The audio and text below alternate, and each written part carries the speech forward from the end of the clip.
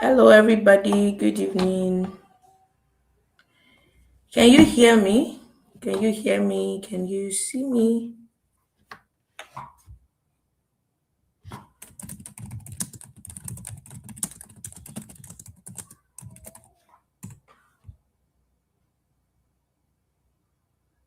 Can you hear me? Can you see me? Please, if you can hear me and see me, please put it in the comment section.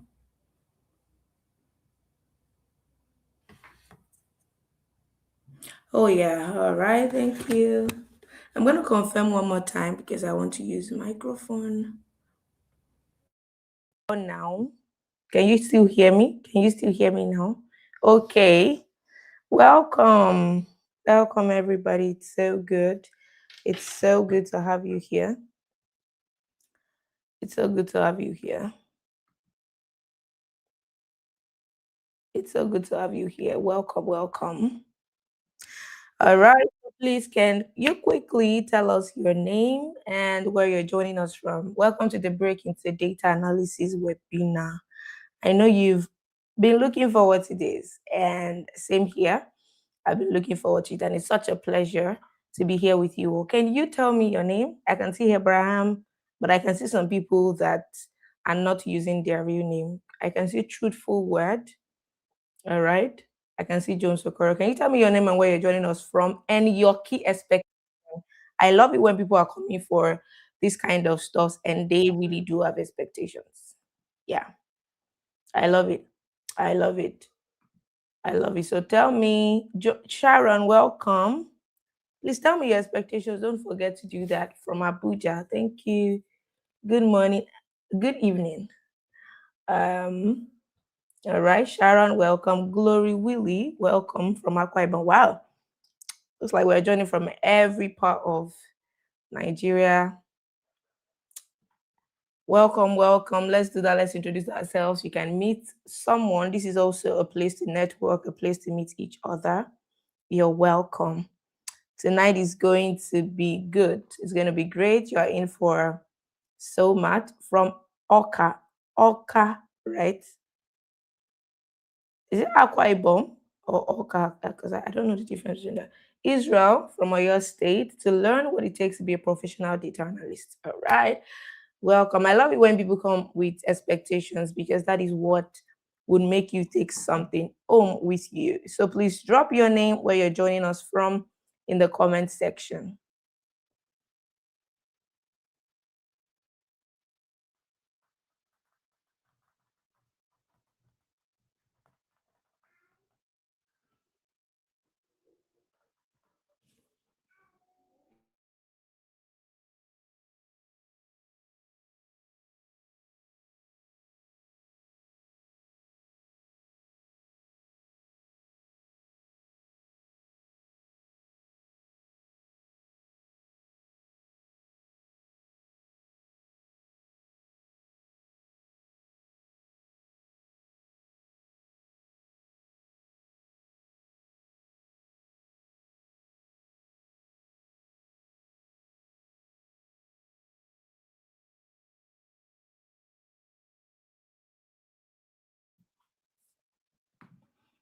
Akeredolu Oluwafemi. That name sounds familiar though.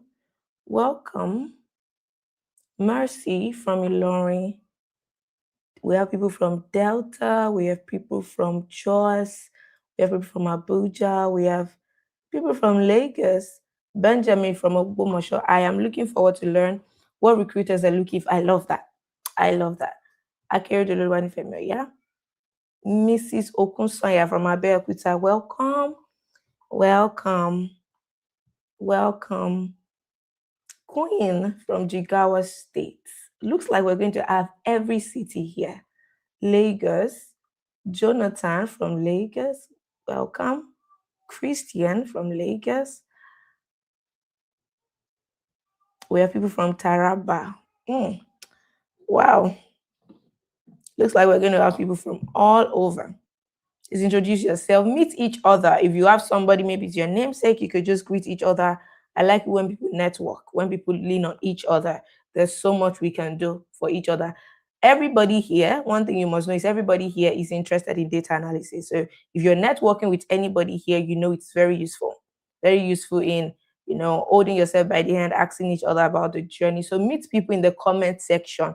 Don't just come here and go like that. You're going to get as much value as possible, but meet people in the comment section. So let's introduce ourselves. We're going to do that for the next 5 minutes, and by 7:10, we're going to get into the real deal of the day. So Juliana from Benin City. Juliana from Benin City, welcome. Paul from Enugu, welcome. Wow.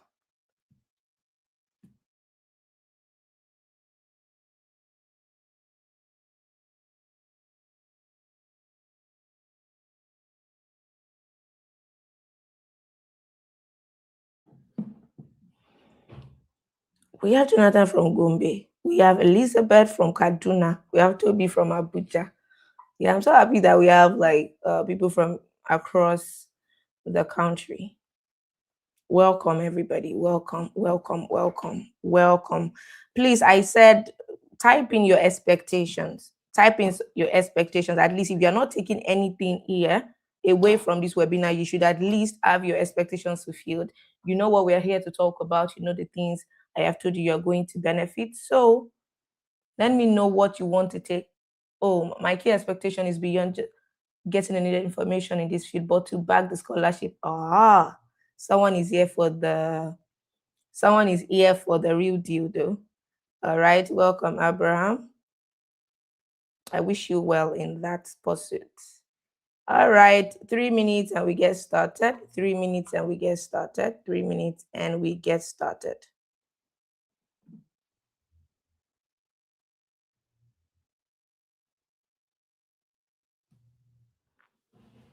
Hello, Okon. Welcome. Tell us where you're joining us from. 3 minutes and we get started. Let's introduce ourselves. Meet each other in the comment section. Meet each other in the comment section.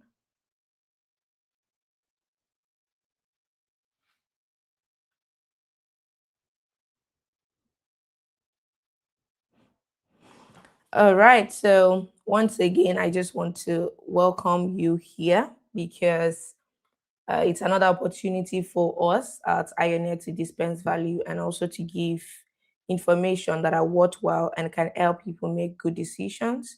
And it's such a privilege to have you all here because if we are here to bring value and there is nobody here to listen, then that would be absolutely pointless. And not Abasi from Ekiti State. Jones want to equip and support my accounting background with necessary tools to standard and Excel. Nice. Ifeanyi from Port Harcourt, welcome. Welcome, welcome, welcome. From Lagos, I'm watching from River State. I think we have all, I don't know, but it looks like we have all states represented here. Betty from Lagos, thank you for this opportunity. It's my great pleasure. It's our great pleasure to have you here. And thank you for tuning in. Thank you for coming here. So today, as you all know, is the webinar that talks about how you can break into data analysis and how you can position yourself to become globally employable. It means that our target is not just to show you things that you can do to position you for employment board so that you are positioned to get employment globally. So even if you're in Nigeria and you want to work remotely, then you can do that, or you're planning to relocate based on your skill, that is possible in the world we live in now. All right, so this is what we're going to talk to you about. Welcome. Welcome. In 1 minute, we're going to get started. My key expectation is to get enough urge to flow regarding data analysis and all that is required to build a career in data analysis. All right, so I believe all these expectations are not far reached. They are not too much. There are things that will be fulfilled here. All right, so you can keep the introduction going and we're going to get started. All right. Okay, sorry. I needed to add someone.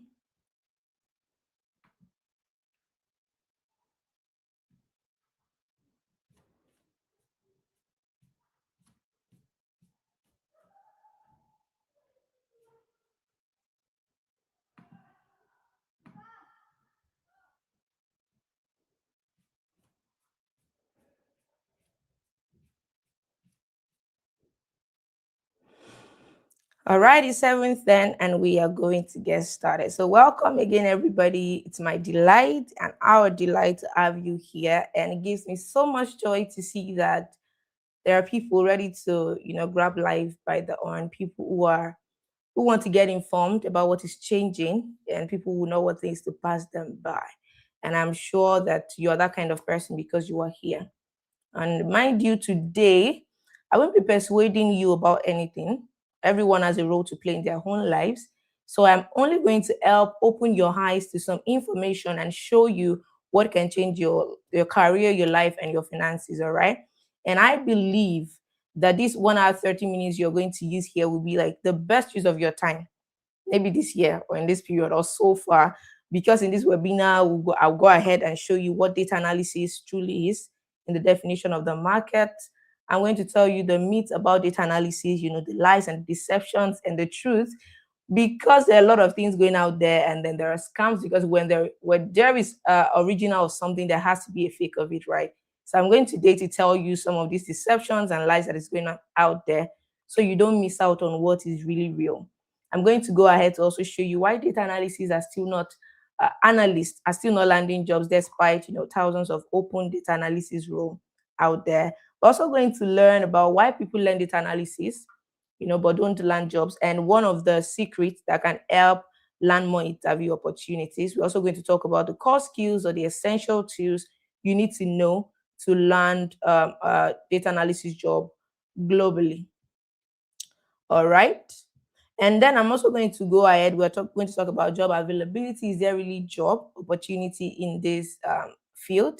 We're also going to talk about why AI data analysis is now a big deal. All right.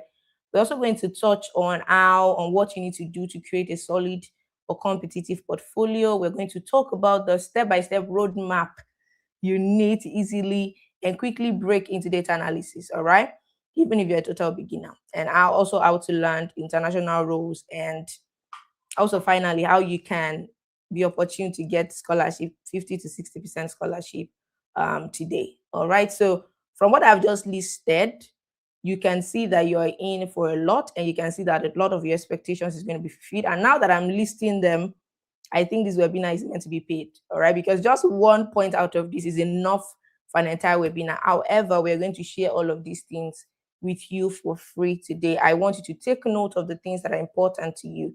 And with this information that you'll be getting today, it will keep you 10 steps ahead of people that are not here and want to go in this same path, all right?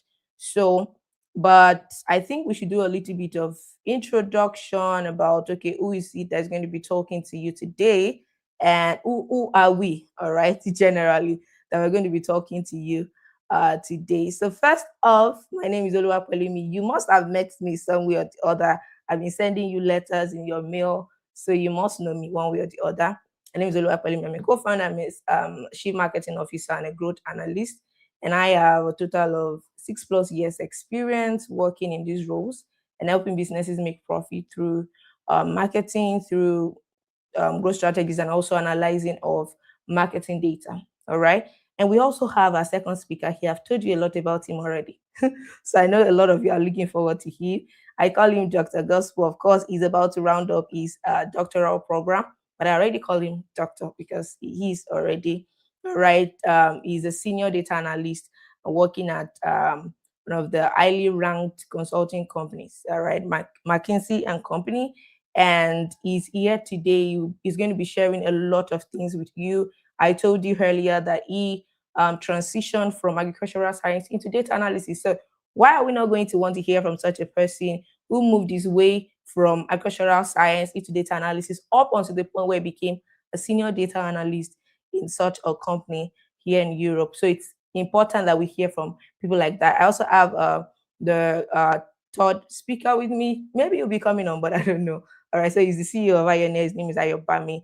He's an AI engineer, he's an analyst, and he also transitioned from physics education.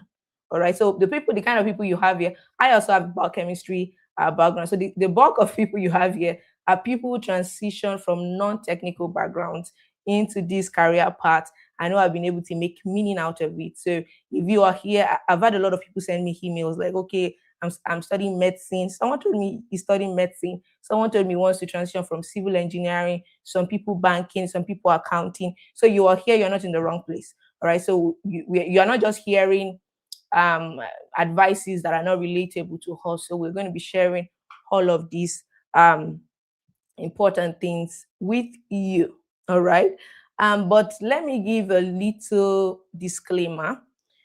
I might not be saying what some of you would expect because I see that a lot of people, at least in my years of training, a lot of people always drift towards catchy things, always drift towards quick things. So if you're expecting me to tell you, excuse me, if you're expecting me to tell you how you can land a job in 1 month, how you can become a professional data analyst in weeks, all right, then this might not be the right gathering for you. You might still save yourself your time by just excusing this gathering because I won't be talking about all of that. And I know you see all these stuffs all over the internet, and people do that majorly just to get attention or maybe for sales gimmicks. All right. These things never truly happen. I mean, people will come on board and then they will tell you this is that you will see that these are the normal way things happen. So I won't be here to tell you, oh, this is the quickest, this is the shortcut. No, no, no, no.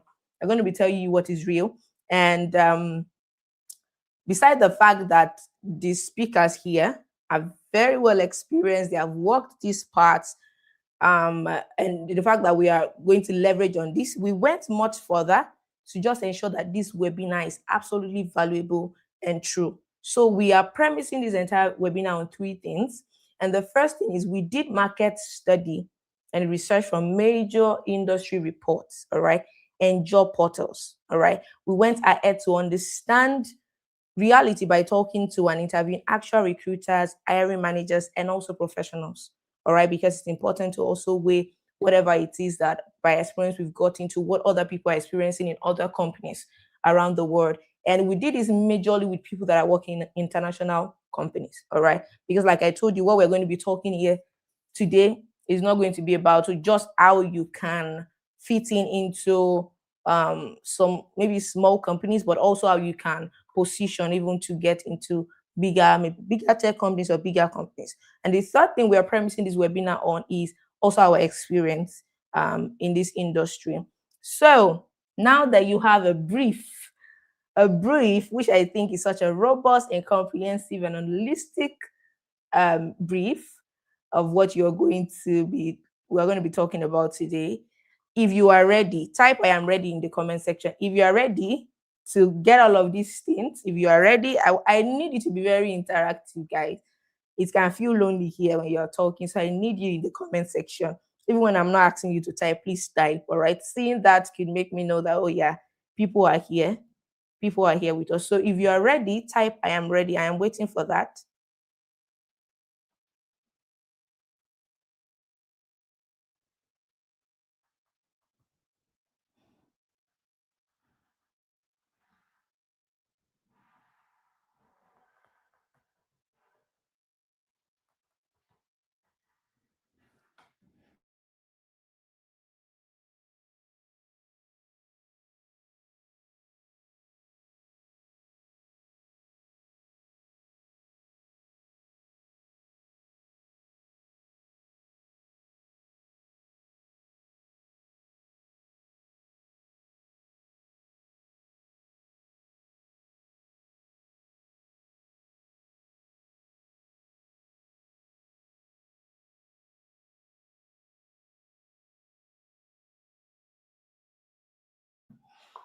All right. So I love that energy. I love that energy. I'm ready. I'm ready. All right. So if you are ready, I am also ready. So first of all, what is data analysis? Because some people are absolutely new to this field. I asked you one time in the community, what is your motivation, or how did you first hear about data analysis? And a lot of you shared different things. So some people don't really, they've heard about it. They know it's a good skill. They know it's within the tech world, but they don't really know what it is. So in a simple term and business specific term, data analysis is using data, to find patterns, to find trends or information that drives profitable business decision. For example, as someone who analyzes marketing data, if you have a website and people visit the website and you want to know what people purchase the most on your website, I could take the numbers of people that are coming into your website. I could take the data of the web page where they stay most on. I could take a lot of data on your website and then analyze them and say, oh, this is the product people buy the most. This is the period they buy it the most. So you have to stock this data, these products more within this period. All right. So using all of those numbers and those data, it doesn't have to be numbers because data is not only numbers. All right. So, and that's something you will learn when you start learning data analysis. But taking all of those data and then using it to make informed decision to say, okay, when it's December period, this is the kind of product you should sell more. All right. When it's this period, this is the kind of thing you should sell more. I think a lot of people drop off when they get to this page. You need to fix something there. Making this decision is coming out of the data that I can see from the website. And that is what data analysis is about. All right. And I intentionally add profitable to that definition because a lot of people learn data analysis and they think that, all a company is looking for is just those who can use complex tools to analyze numbers. So people just go ahead and learn tools. All right. But that's not true. All right. That is not true. Businesses want to grow and they want to make profits. That is what they need data analysis for. Either you're a risk analyst, whatever kind of analysis you are doing, the end goal is that you are making a decision that can help them achieve their benchmark, which is still profit because every business is in for profit. With this mentality, you can help yourself a lot. All right. So when you are applying for a job, you know that if I'm not being hired, there's something I need to do on my part. They just don't see me as someone that could help them make profit. All right. So this is what a data analyst do. Okay. So you understand all of that more as we proceed. And the second thing that I would love us to discuss are the common myths, the three most crazy and common myths about data analysis. And if you have been researching about data analysis or you've been seeing things around it, you must have heard at least one of it. All right. The first is, oh yeah, you can become a professional data analyst in 2 months, in weeks. Some people say in 4 weeks and all of that. Okay, so I think the majorly I've seen people advertise data analyst programs or data analysis programs for like maybe 1 to 2 months. Like you could get everything, you can become a pro and then just land a job after that.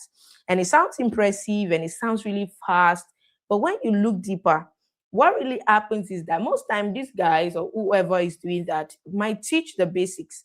Maybe they teach you a bit of Excel, they teach you a bit of SQL, a bit of Power BI, just the two. So how do you use X lookup? How do you use DAX formula? But they don't teach you maybe the business intelligence, which is what the hiring managers are actually looking for. So eventually people graduate or they finish the program, but they still have scattered knowledge. They don't have real confidence in building any end-to-end project. They have no business intelligence whatsoever. They cannot interpret business problems or business questions. They have no real world execution skills. So they end up with a certificate, but no competence. Someone sent me an email. I've received a lot of email. For all of you that have not responded to your email, I'm sorry.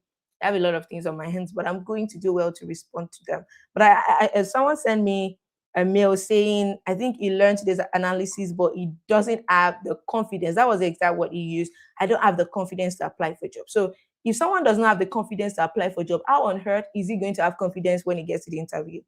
And the truth is, I'm someone like that too. If I do not have confidence in something, I am going to just trip. I'm just going to trip. I cannot stand it, all right, if I don't have confidence in that. And so if you're going in for an interview, you have no idea how a business run, what they need, what they truly need in a data analyst, the kind of answers they need to your questions, and all you know is tools, it's not going to help you. All right. So you need to know that when you see things like this, they're not true. It's a process. The journey of data analysis is a process. All right. It's a thing to learn, it's a thing to practice and then gain experience with the skill. So speed does not equal mastery. All right. That's why a lot of people are unemployable. I sent something to your email and I told you there are people that just love certificates and they come to LinkedIn. It's okay to have certificate and go to LinkedIn and post it, but I'm talking about people who just learn something and in 1 week they're done with it and then they come and just celebrate and then quickly write it um on their headline that, okay, I'm a data analyst. All right. And that makes them feel like they've gotten there and they start applying for a job. hundreds and hundreds of jobs and it keeps bouncing back. Most times it's because they were not cooked well enough with the right skill. So know that, all right? The second thing is people say technical skills matter more than domain knowledge. And I think this is now more important in 2026, all right? Because some 6 to 9 years ago, I learned that it was quite easy to, if you know how to operate Excel, SQL, you just know some data tools here and there, you were good to go. I mean, you could land a job. But that does not happen anymore. Not even now that AI is here. All right. A lot of people now know this same skill, or at least they claim to know this same skill, but now companies want more. All right. I remembered when a lot of people were not doing BSc. Maybe some of you are young, or I know the older ones will understand this, where what people had were just school certificate, like secondary school certificates, and people who had BSc had more leverage of getting a job. Before you knew, with a lot of people were getting BSc, and companies started looking for MSc. All right. And then people started getting MSc and all of that. So the more the more people get a particular skill, companies start looking for more. Because if you're applying and all you have is that you know all these skills, you've not shown in any way that you have solved major problems or you have truly contributed to the profit of the organization, that is not what they are really looking for. All right. So technical knowledge alone does not cut it now anymore, not in 2026. And I won't say much about that right now, but you are going to see that. I'm going to talk more about that later on, because what I'm saying now might not truly matter. All right. Because all of this is not about what people are saying, it's about what recruiters, what hiring managers are saying. And that is what we'll be showing you today. And the third thing is that data analysis is dead, in 2026 because AI is here. Mm.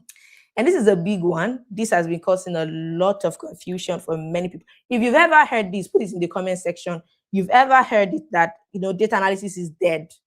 Anybody? Let me see. Has anybody heard this maybe last year or this year? You've heard it that people say, yeah, data analysis is dead. AI is going to. This is me you're talking to right now. Okay. Thank you for your heart. Okay, all right. I'm just in some comment, but it's okay. We can move over them. All right. So you can relate. Yes, you have. So this is something that has caused a lot of confusion. All right. People are trying to learn data analysis, but before they get into it, people are saying, data analysis is dead. Don't try to learn it. AI is going to wipe it off. So this has led to a big confusion for many people, because one side of the internet says AI will totally scrape off this job. And another set of people are saying data analysis will skyrocket, it will grow. All right. And you don't know who to believe. So I'm not also going to tell you what I believe. So let's treat this objectively. People can say whatever they want to say if they want to push a certain narrative, but the onus is on you to do your research and know what is actually going on in the job market. But since I don't want you going not to do that right now, we did the research for you, so you don't have to worry. And I should mention that I can promise you that this webinar is the only webinar you need to get as much clarity on what is true and what is a lie.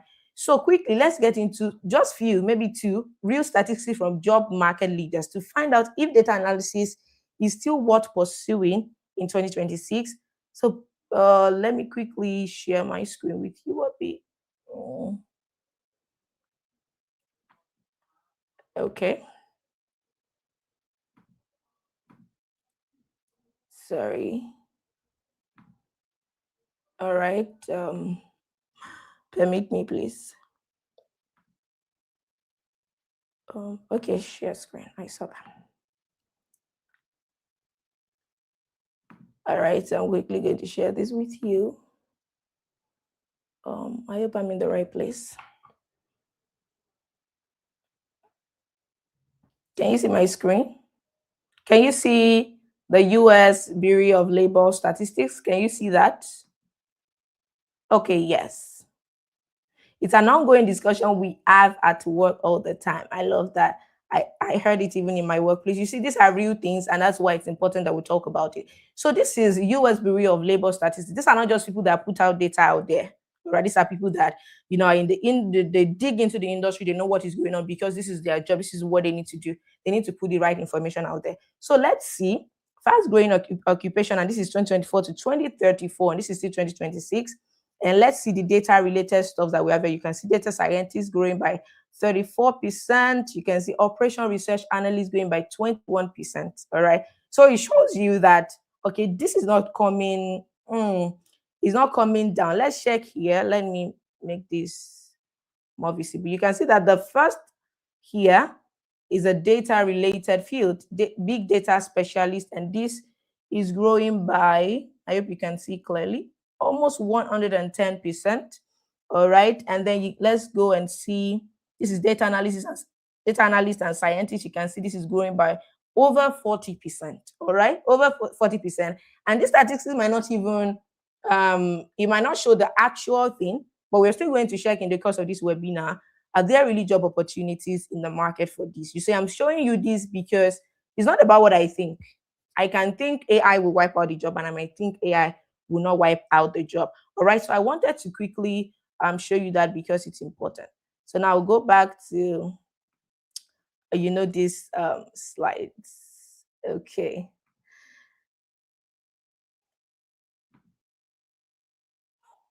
All right. You can see my slides now, I believe.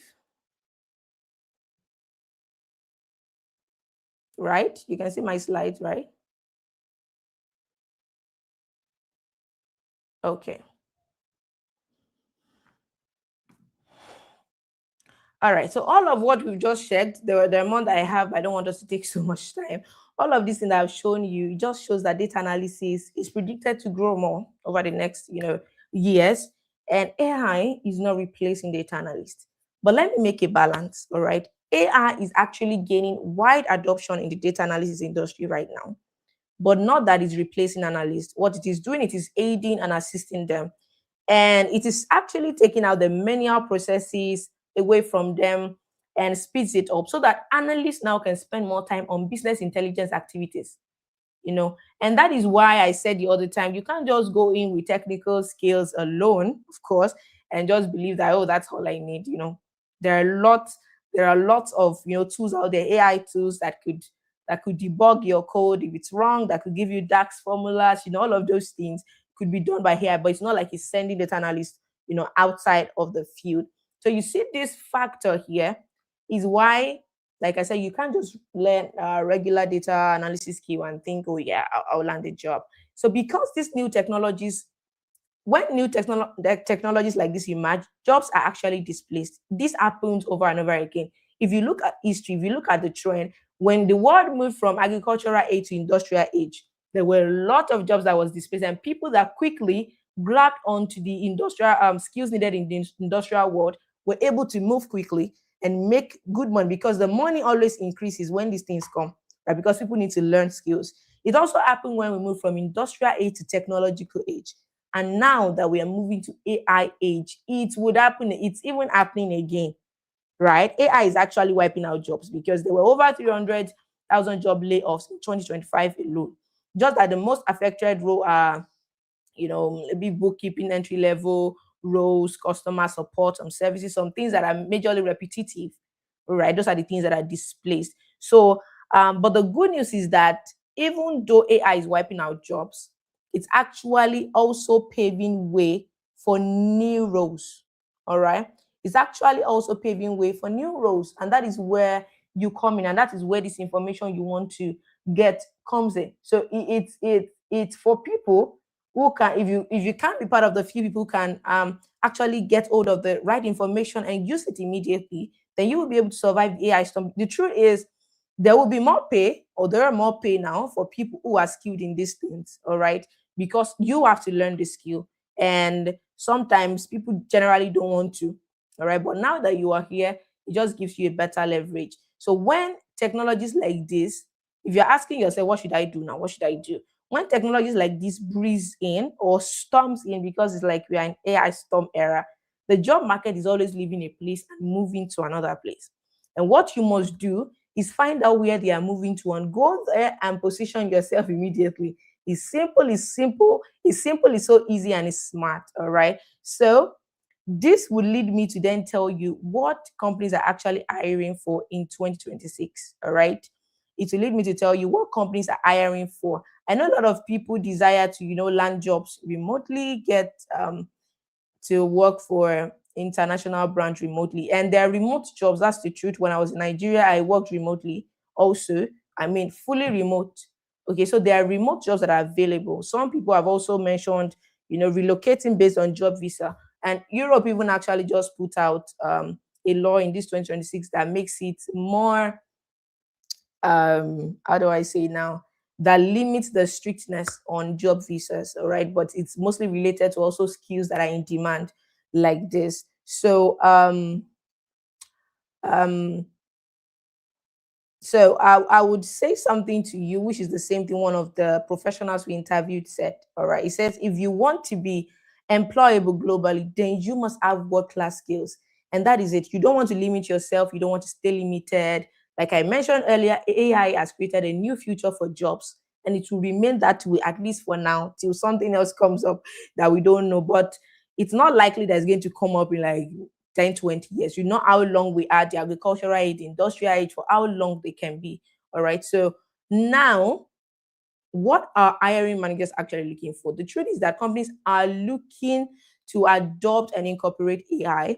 And as such, they are looking to they're looking for people who can adopt AI, right? And I'm going to show you all of that in real time. But right now, instead of just data analysis, they're now looking for AI data analysis. That's data analysis that understand their way with AI, all right? Instead of data analysts, data engineers, they are looking for people who have deeper skills and deeper understanding of AI related tools. And this is where we bring in Dr. Gospel. He's a data analyst with, many years of experience, over 4 years of experience. He works at McKinsey here in Prague. He told me something when we were talking, and that was why he even had to, bring him on board. He said it. He said, we are moving now towards AI. All right. He said they are looking for people who are skilled in using AI tools now. So the companies are moving towards AI. Like I said, I'm going to show you after Dr. Gospel's session. So here he will tell us how he transitioned into data analysis, because I know a lot of you can't wait to get. I don't want all of us sharing our experiences with you, but he will be sharing his with you, how he transitioned from agricultural science into data analysis and even moved his way up to where he is today.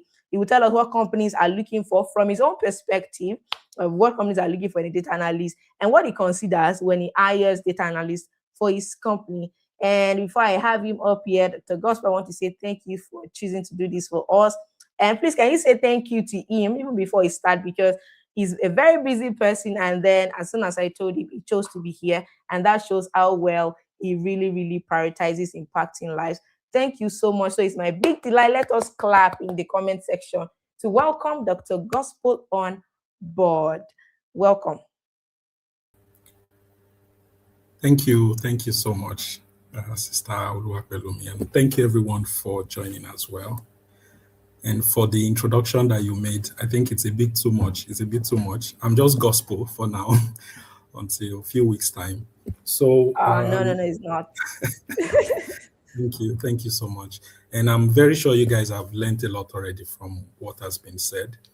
And so quickly, I will share my screen just to walk you guys through my journey. I'm a Nigerian, by the way, a Manchester United fan also. Okay. Are you looking for your other fans? Yeah. So just a quick one to share my screen. Because I have two monitors, I think it should be. Okay. Okay. Yeah, I see it now.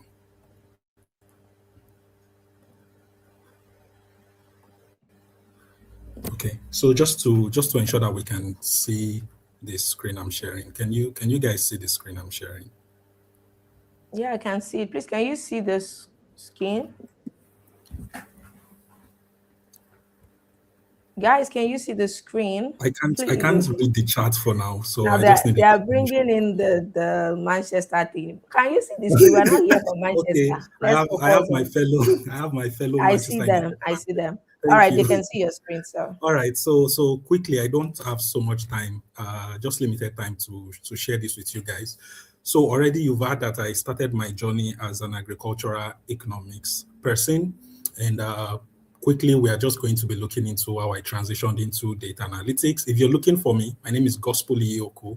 I'm partly Igbo, partly Yoruba. I don't want to go into that for now. And yeah, so as at 2012 to 2018, I started my bachelor's degree, or I began my journey in agricultural economics at Federal University of Agriculture, Abeokuta.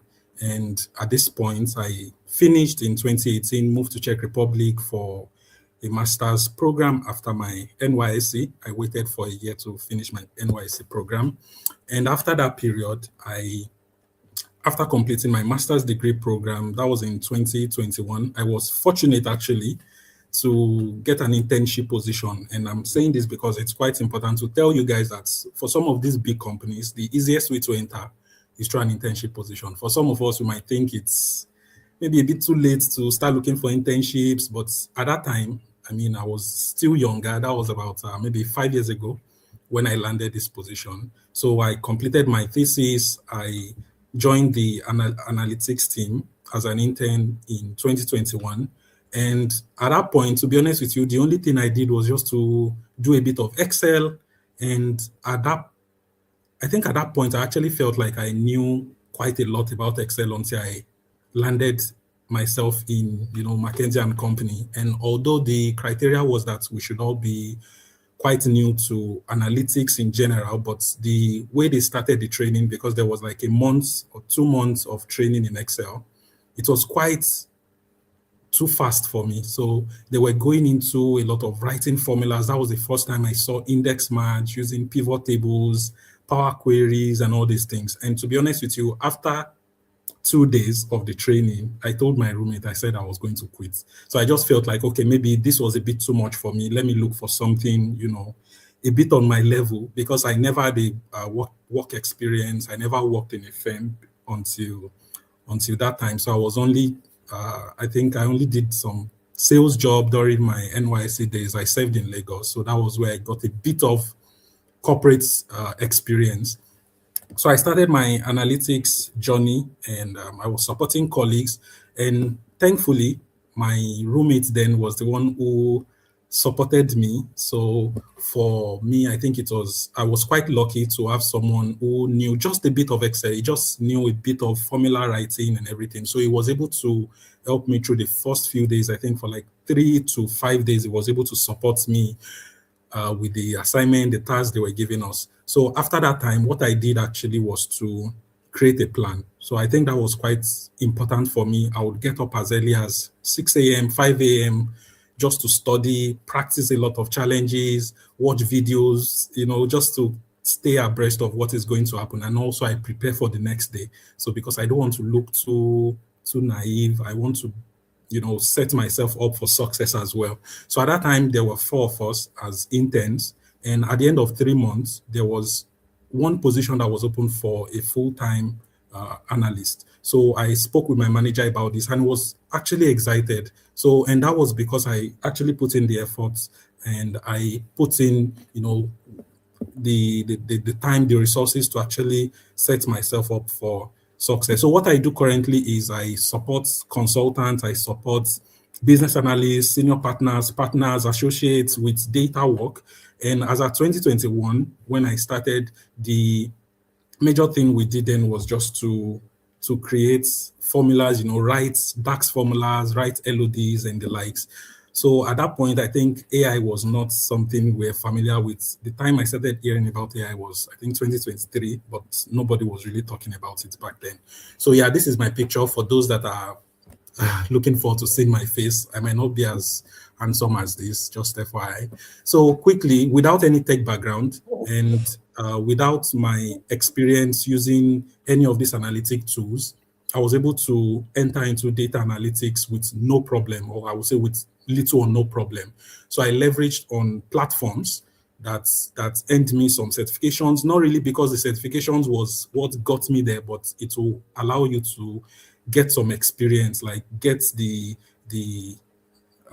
entry level requirement to get certain jobs or to learn certain skills. So what saved me then, as I mentioned earlier, was a roommate who was fairly familiar with Excel, and I adopted a system. So instead of just learning the tools, what I did was to start solving problems obsessively. I was just obsessed with learning then. So I found some old Excel challenges that I forced myself to solve at least one question or one challenge, I try to solve them in 10 different ways. So that's something you need to know as well. There's not just one way to solve functions. So I started learning formulas like Excel, DAX functions, LODs, and the likes. And one thing that I really struggled with was data normalization. If anyone is familiar with that, when you're using formulas to normalize data, not using Power Query, you realize that it can be quite difficult to do that. So within 3 months, as I stated earlier, I got into the full-time position, and here I am today. I'm a senior analytics specialist at McKinsey and Company. So for more than, I think, 5 years now, I've been with the firm. So as the host already mentioned, we are in this environment where if you don't learn if you don't learn how to use AI, and I'm sorry, I know a lot of us are familiar with using AI, but the use of AI I'm talking about is not just to ask AI, please reply to this message. My girlfriend sent me this. How do I respond to this? Things have gone beyond that. So you're not just asking questions, you're not just replying emails, Mhm. drafting very nice emails and all those things. No, no, no. This is not what AI is meant for. You can use AI for those things, but things have gone beyond that. So if you're thinking about just manually writing formulas, basic scripting, you can do this within seconds using AI, right? So today, if you're applying AI in for data roles in 2026, without, I mean, if you're building models, you're building dashboards without using AI, I would say that you're already behind. So sorry to say this. So when I joined in 2021, there was nothing like this. Excel mastery was basically about writing formula. So by 2023, AI tools, copilots, assisted SQL coding and all these things, Pythons with LLMs started showing up everywhere. And to be honest, you will find yourself lost if you don't join the wagon. So if you're wondering what you should learn first, my advice would be to start with prompting. So I was checking through Ioneer's platform, and I saw that they actually have some programs quite interesting. To be honest with you, when you're starting with learning how to use AI, learn prompting first before you start going into how to develop tools and all these things, how to set up agents. So first learn how to prompt. And by the way, you can be better at prompting using AI as well. So one quick thing I will tell you, and this is not the information you will just get anywhere, is to write good prompts, you can use AI. So you don't need to actually develop these very technical skills. As long as you know the basics, you know what you need to do. You can use AI to write good prompts for you. So this is what I do, and I'll tell you. If I'm trying to set up an agent, and by agent I mean I'm trying to set up a solution, and the solution could be maybe I want to data into a system and I don't want to go through the trouble of creating any solutions or whatever. I just need quick insights into the data I have on ground, right? Raw data.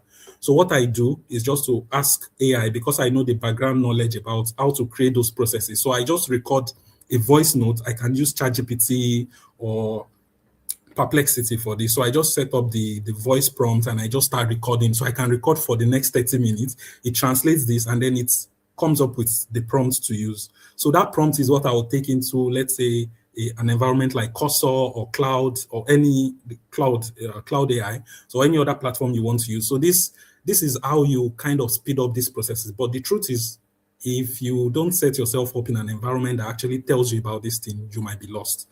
So quickly, and I hope I've not taken so much time. Please, once I'm done with my time, please just tell me to stop. Okay. So That's fine. before I go further, to set the baseline, before AI, data analytics was largely retrospective and manual, where the workflow was quite linear. We collect data, spend about 70 to 80% of our time cleaning it, building dashboards, and you know what it's like actually doing some things manually. Writing formulas can be hectic sometimes, especially when you're looking for a complex way or a workaround for some logics, especially if you're working with Tableau, for instance. You end up spending so much time trying to just find a way to write this formula because it's not giving you the results. You've tested it in Excel, you're getting a different result. Now you're running the same or a similar formula in Tableau. Tableau formulas will be quite different though. So you realize that you're not getting the same thing. So it can be quite hectic. But with the use of AI now, you can easily do this. So diagnostics and everything can be done easily instead of doing it manually. So humans were we were majorly the executors, typing codes, building charts, interpreting results, and speed was limited by how fast we could type and think, right? So if you think about the transformation with AI analytics these days, you realize that AI has completely changed the landscape. So we've moved from manually manually creating queries to autonomous reasoning, where AI can take control of both the back end, the front end, and everything, right? So take for instance, SQL generation. A business user can say, okay, show me the top customers, or I want to see the number of people that are leaving or not buying my product for the past 2 years. And with just this simple statement, you can set up a model, you can set up an agent that would analyze the data, generate quick insight for you in less than 5 minutes. So this is where the world has transitioned to. And the truth is, you just need to join this system, right? So the workforce impact is now real. Teams of 5, 10 colleagues, like junior colleagues, are now transitioning into just 3 colleagues. They have an AI agent set up, and they don't need so much people supporting them at work anymore, because they know that AI systems or AI agents don't take vacations, they don't take sick days. You can use them at any point. You can wake up, you have your AI agents there, and they can do the work. I don't know how many times as possible as we can do, right? So I said something earlier, to learn how to use AI, prompting is required, and you cannot skip this process, unfortunately. I created it, I made a typical example here of how a non-technical person would create a prompt, right? So you have the question, you're saying, okay, create me a tool that look at customers. I want to see who is leaving, who can also, can you make it do something? Can you make it do something about it? Maybe email them. I don't know. Just do analytics thing. Use my data, and we end with something like "thank you." Just trying to be polite. But the truth is, as an expert, when you think about writing prompts, you create your prompt in such a way that you're defining a system role, you're setting up the context, you're building the objectives, you're setting up tasks and everything.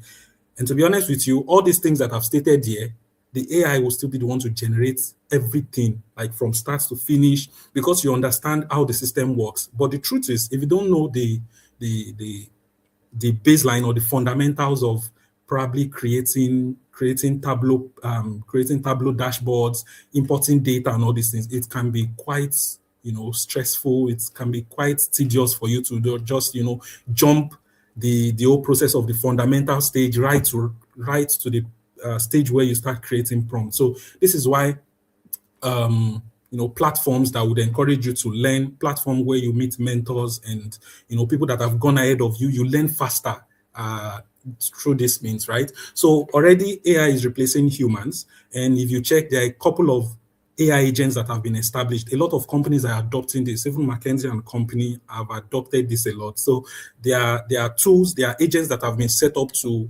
automatically create some of these things that we spend weeks and sometimes months to create, right? So you have systems, you have environments like ChatGPT, Cloud, you have Cursor, you have LangChain. I was just reading about this LangChain again today. I was just impressed about how far they are going. These are systems where you just need to import your data, and before you know it, you're getting very serious output from it. And I'm not saying all this to scare us, right? I'm not saying all this to make us feel like, okay, why am I learning analytics, or why am I beginning this journey? Now, I'm just telling you that you need the fundamentals.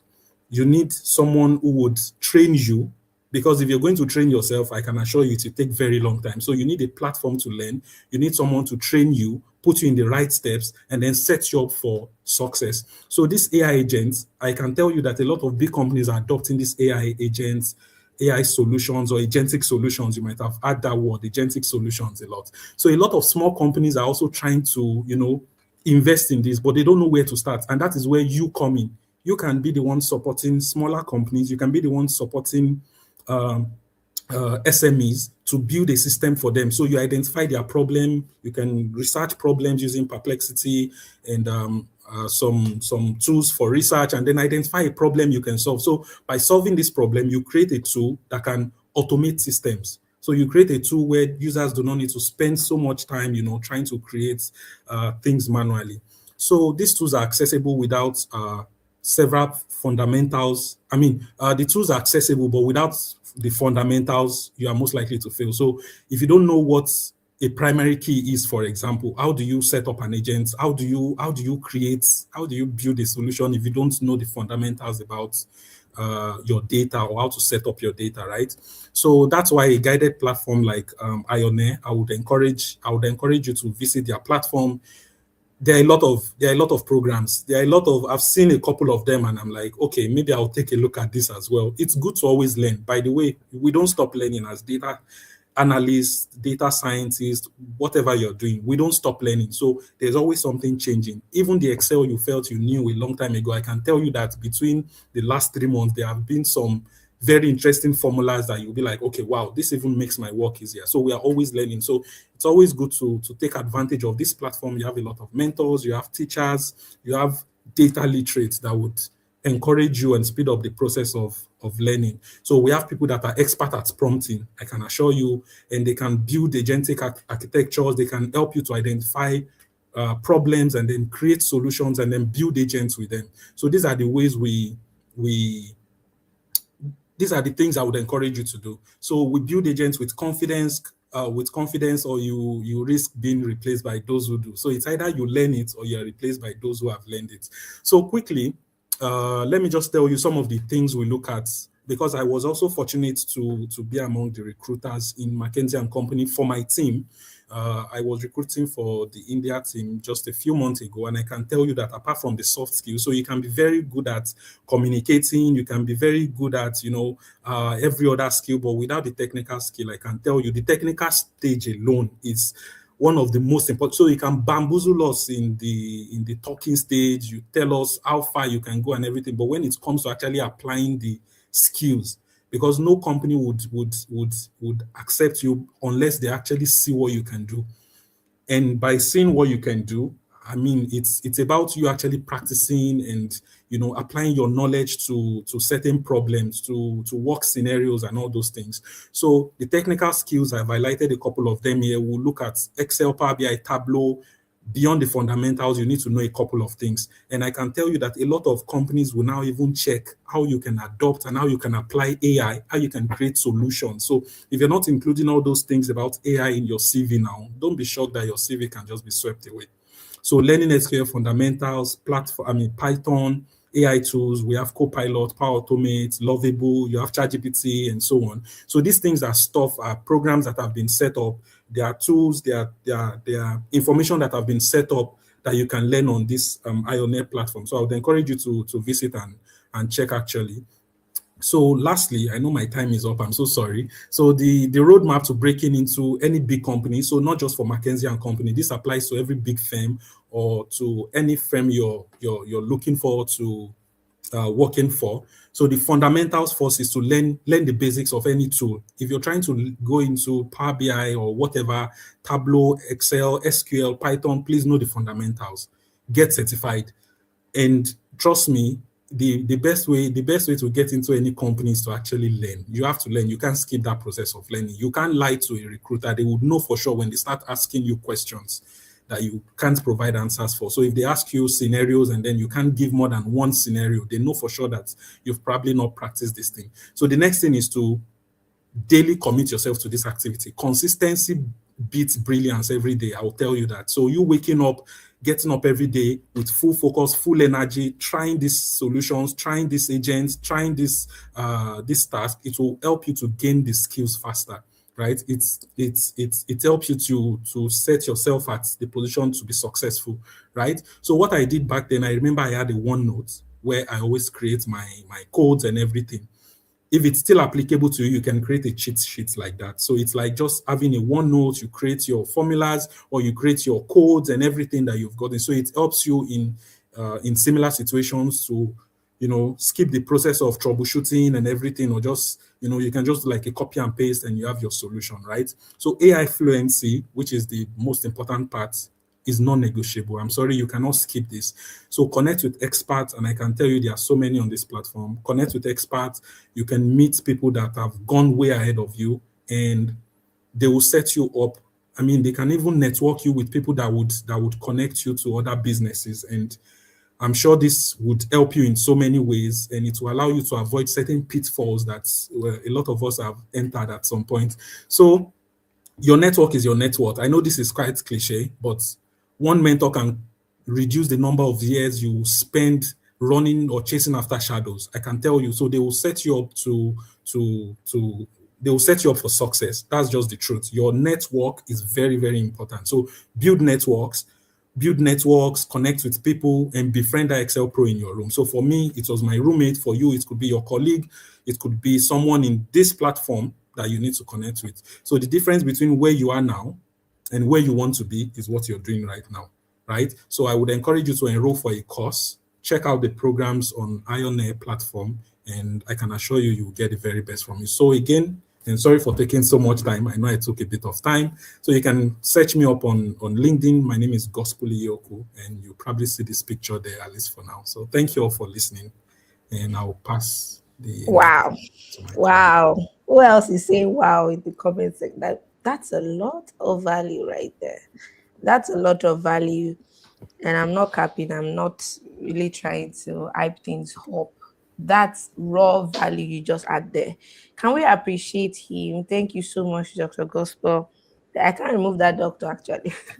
Thank you so much. We are grateful. Please connect with him. You can see where you can see with your own eyes by yourself. That's value personified. Thank you so much. Thank you for those sheets. That's sheet. This is what we call shortcut. Shortcut is not how you get somewhere in 1 week. It's someone who is there telling you exactly how to get there. That's so much great exposition, Doctor. We are grateful. We are thankful.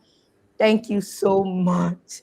All right, so we are going to go ahead. There's still so much in stock for you guys. You have not even seen anything, but thank God. I see someone saying I'm enjoying this seminar. That's the point. You see that I was not hyping things up when I said you are in for something great. Thank you again. Thank you once again, everybody at Pioneer. We are grateful. So I'm going to we're going to continue. If you have questions, please drop them. Please drop them. Um, okay. If you have questions, you can drop them, and then we're going to move. So he has mentioned quite a couple of things, and by now you already know that AI is not negotiable. You see that, like that's why I said it's not about just telling you about our opinions. It's about what is going on in the job market. In fact, I had plans of sharing certain things with you about. Okay, let's see. But I'm going to still share a few of them with you. But he has said it all. All right, I said it all. What hiring managers and recruiters are looking for, you've seen it listed. The skills are already listed there. Several of them you can see: SQL, Python, Power BI, and the soft skills. All right, of as you cannot just have the soft skills and then you think it will make up for the technical skills, and you cannot just have the technical skills and think it will make up for the soft skills. These are things you must blend in and you must understand and know. So as I was saying, I wanted to show you like what hiring managers, what they are putting out there, and the best way for us to know, I mean, is to check the job description. There are roles out there on job board, so let's go into the job board quickly. I won't show you as much as I wanted to, but I'm going to quickly run you buy some. I think I might have to share my screen again. I think I might have to share my screen again. I hope you would see. Just to state that there's a loading icon. So that's what we see. Okay. Okay, now we see the screen. Yeah. Yeah, okay. Thank you. So now I actually opened this down so that I don't have to like start loading them. Let's look at this. These were opened rows as at the time I checked them, and you can see their data analysis is Sweden. And I'm just going to just highlight the part that talks about AI. So you can see fluency in using AI code assistant. That's aside other skills that you can see. You can come back to these things and check them. All right. You can come back. This job is remote, is in Romania, and you can see AI developer productivity tools. They are there. These are things you can check up yourself. LinkedIn is a very common platform that you can look into yourself. So if you look through these things, you will definitely see AI related stuff. People asking, you can see AI platforms. You understand AI platform marketing technology. That's for a marketing data analyst role. And let's look at this. You can see use AI as tool. All right. We expect you to use AI to accelerate code draft. This is this is it now. We can't run away from it. Can you see this another one? United States data analyst, familiarity with AI enabled analytics tools. Like Dr. Gospel rightly said, it's not like they are looking for you to be the guru for AI is just starting to boom now, right? So even with some knowledge with it that you can incorporate into data, you'll be good to go. But I'm telling you, if you wait for 2026 to pass, with the way AI is moving, there would be more requirements from you. So it's like the best time to get into it. So here you can see generative AI tools to improve search. This is people are looking for those who understand AI adoption, support AI and data team. These are roles in Nigeria, data operation analyst in Nigeria, and it's a remote job that is open right now. This is also legal data analyst. You can see them, um, AI driven legal solutions. So with what I've just shown you now, it's absolutely undeniable. Absolutely undeniable. You've seen it with your eyes. Please, you can always go back to that and check it for yourself. But that's why I had to show you. Mm, um, so I'm going to have to stop my presentation.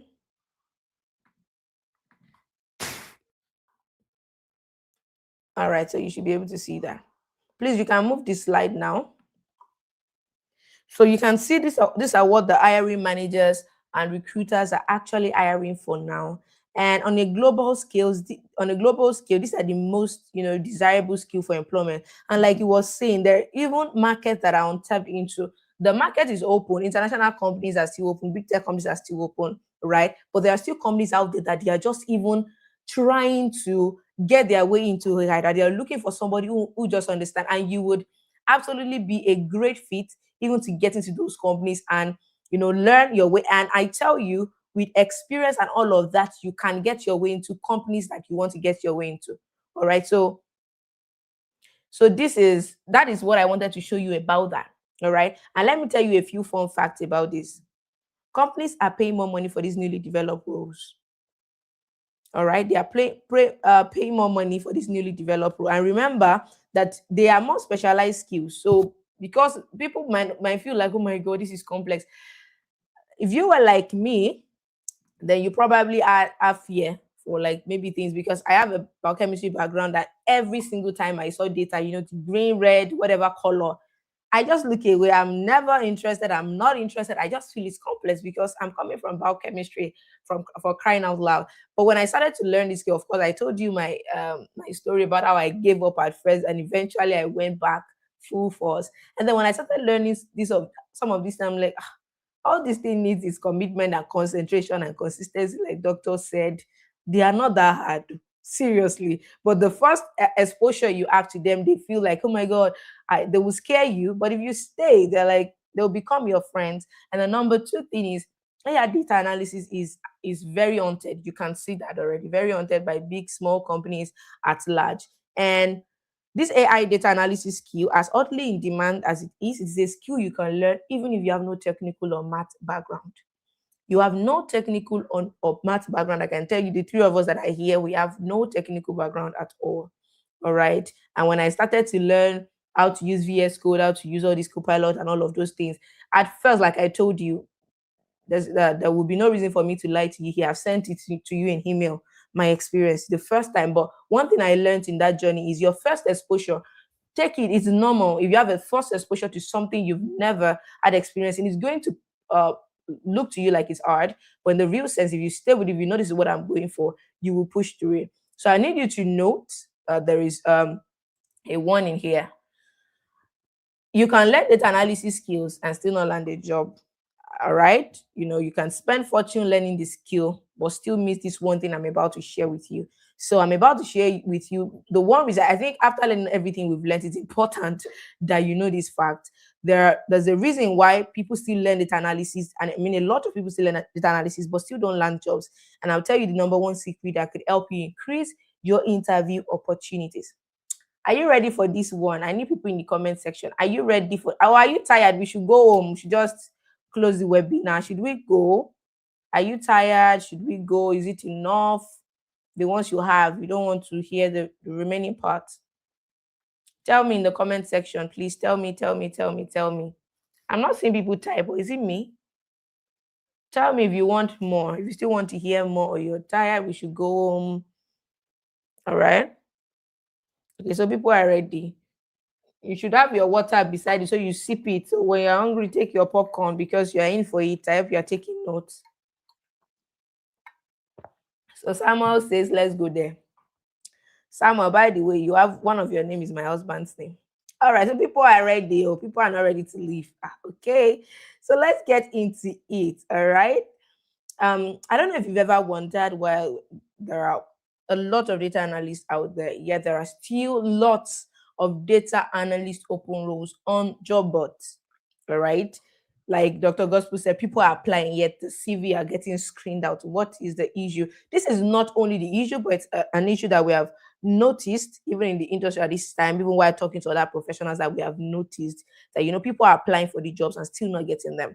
And is it a problem of job availability?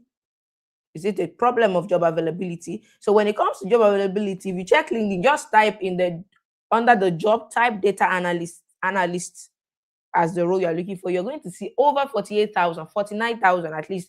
At the last time I checked, I had 49,000 plus open roles for data analysis. So it means that it's not really job opportunity. And right, so the jobs are available there. And the problem is that most data analysts just does not fit into what companies are looking for. Aside, we've treated the part of getting your skills and all of that. So most data analysts just doesn't just fit into what companies are looking for. And no company is going to hire what they are not looking for. Is that clear and simple? And I tell you that a lot of hiring managers has been traumatized because they hired people and eventually figured out, oh my God, this person cannot really do this thing I hired them for. And now they are being more strict and looking out for more things. So sometimes this is a skills problem, and most times it's not. Most times it's just a positioning problem. Most times it's just a positioning problem. We just don't fit in into what companies are hiring for. Please give me a second.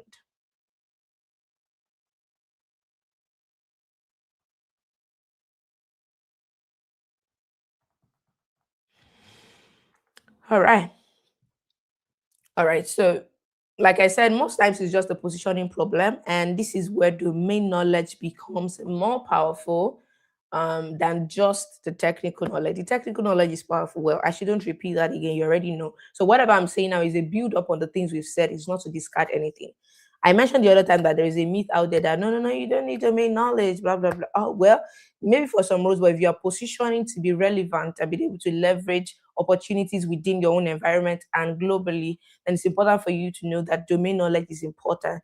Gone are the years where just by generalized knowledge, a lot of people can land jobs. Of course, some people are still learning for more general roles, but you don't want to rely on something that is, this slim when you have like another place where you can just lean on. So more than ever, niching down is like one of the secrets that has been helping people increase their revenue rate.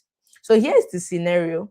There's a problem, right, in a company, and hiring managers are looking to solve that, and they need a particular talent to come in and fix this problem for them. Say, for example, this company is experiencing fraud. Maybe it's a financial company, fintech company, they're experiencing fraud. A lot of things are going on, and they need analysts to come in and tell them what is going on, what can they do, where are the places they should manage, and all of that.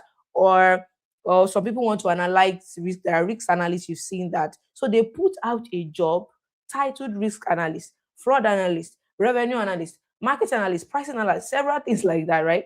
And they start receiving application. But imagine you now apply to such a role, just telling them, oh, I have Power BI, I have Excel, Power Query, and all of that.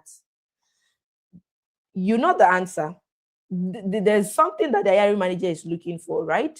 There's something they are looking for, and if you don't look like a good fit for it, then they're going to screen you out. So again and again, people keep getting rejected. The applications are getting rejected because none has shown that they can really solve this specific problem that the company is designed to solve. This is one of the feedback we should get. If we're applying for a job and they are giving rejection, it should show me that okay, there's something I'm not doing well enough. Maybe I should just do this and do this, and then the next time I apply, right? Rejection is not necessarily because you are dumb.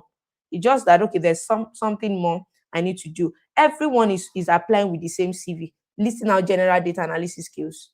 But if you have domain knowledge, you immediately stand out. You can instantly interview to prove your skills because it immediately just separates you. It immediately just shows that you are the key to the solution. All right. Say, for example, they are looking for a marketing analyst, and in my portfolio, I have about 3 to 5 projects there that shows that I've actually solved real problem. I've analyzed advertising data to show them which advertisement gave in the most ROI, gave in the most ROAS. I've shown them how they can optimize their website. I've done real things that solve real problems that could help them save money, save time, or save effort. And I have about 5 of that on my portfolio. Maybe some other ones are there. For someone looking for a marketing analyst, now they can see that you have solved specific problems that they are looking for. Now they want your technical skills, they want all the Power BI, all the stuff, but they need someone with a domain knowledge of marketing. The truth is, I'm a marketer. I've been like a digital marketer for years. There are things that I can be talking about now you will not understand because you are not in the domain. You don't understand industry. But I say if I'm talking about attribution, you might not know what it means. But if I, as an analyst now, I'm a marketing analyst, and you're talking to me about attribution, I know what you're talking about. So if you're talking to me now about fraud, I have zero knowledge. So if they're looking for a fraud analyst, I do not fit. Do you get what I'm trying to say now? So most companies are listing for these roles, and that is because domain knowledge gives you knowledge about a specific industry. Knowledge about a specific industry. All right. So these roles that you seek, I wanted to show you. This is a company here in Prague. Oh, let me try to share my screen again with you guys to just show you that these things are real. All right. That is me just trying to show you these things are real. Please, I'll share that slide with you again. But let me quickly share this with you. Or let me um a moment, please. Okay, so let me share this one with you. Okay, yeah, this. You can see this. So I typed in data, and this is Deutsche Börse. It's a very big firm here.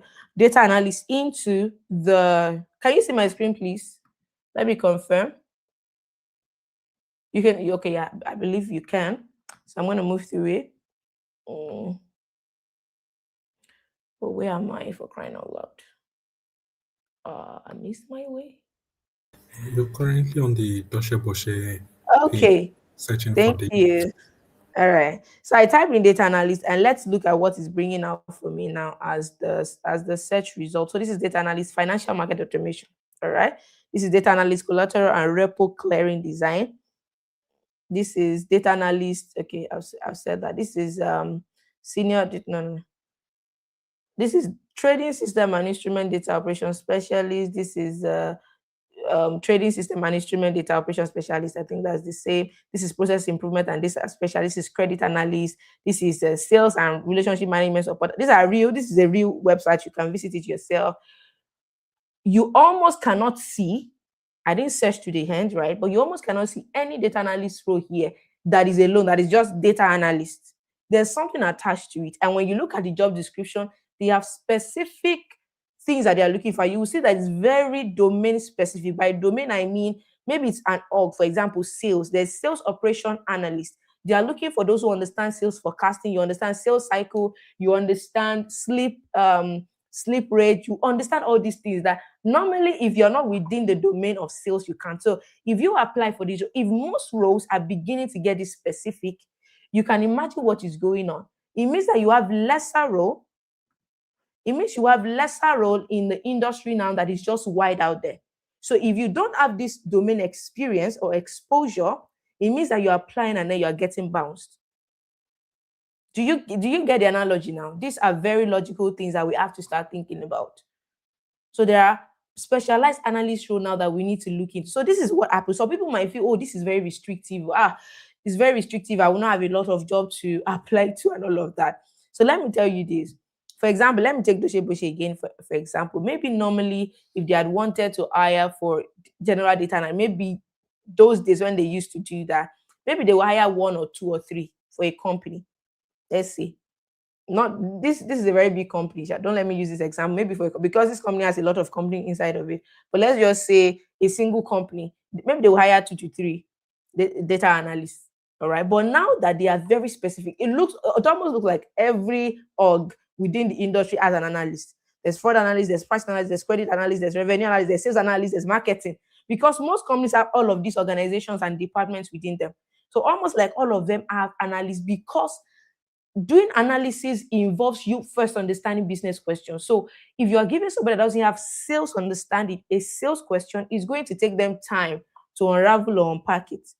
So this is me telling you that now, if company now want to hire for all of these things, now they probably have 8 roles that are opened, but it's 8 roles are open, so more roles are open, more applications can come in, more people can in fact come in, but now it is more specific. So if you're applying with a general CV, it won't be a surprise if one is rejected. So how can you then just get into this domain? How can you find a domain? The best way and not to do that is by industry. You can also go by org. By org, I mean by department. There's marketing department, there's all of that. But let's look at by industry. For example, financial industry or banking industry. These people focus on money, right? On fraud, on risks, because yes, a lot of that is going on. All right. So the hiring risk analyst, credit risk analyst, fraud detection analyst. I've seen these roles a lot of time. Investment analyst, anti-money laundering. I've seen anti-money laundering analyst severally. Credit analyst. You can see on some examples that I showed you. All right. So if you're trying to apply and then you're almost not finding a data analyst role, these are the things you have. Immediately you sit and you see their job description, you start to have fear, because the kind of things they're asking, you don't have domain knowledge in it. All right. So we have, like, let's say e-commerce or retail, they have pricing analysts, they have inventory analysts, sales analysts, all of those things.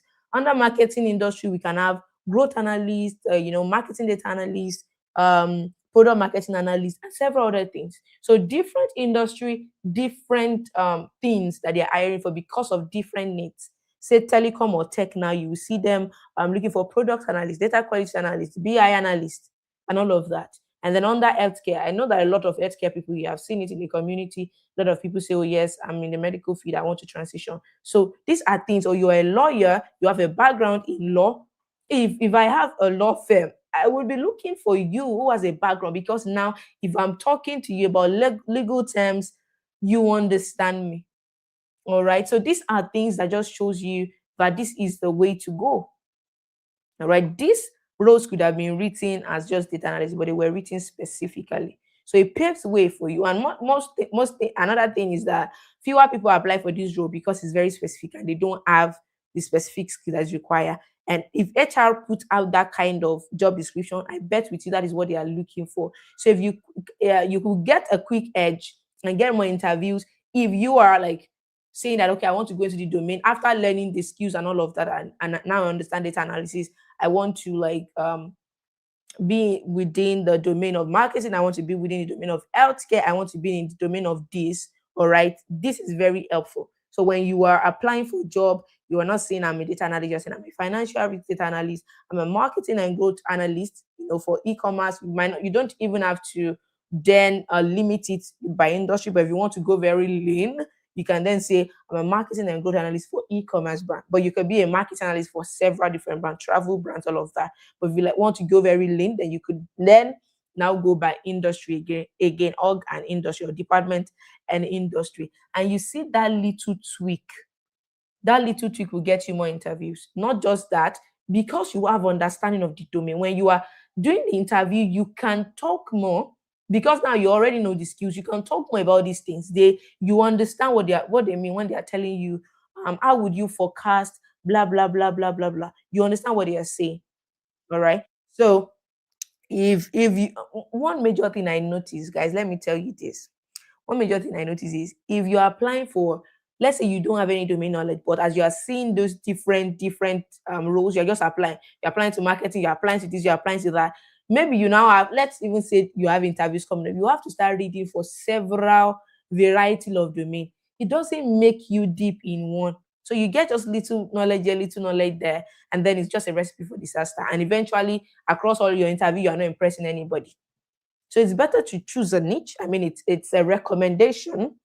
You don't have to, but it's better to choose a niche and then begin to tailor your CV in that way, and then begin to use the job description to fit your portfolio and also your CV.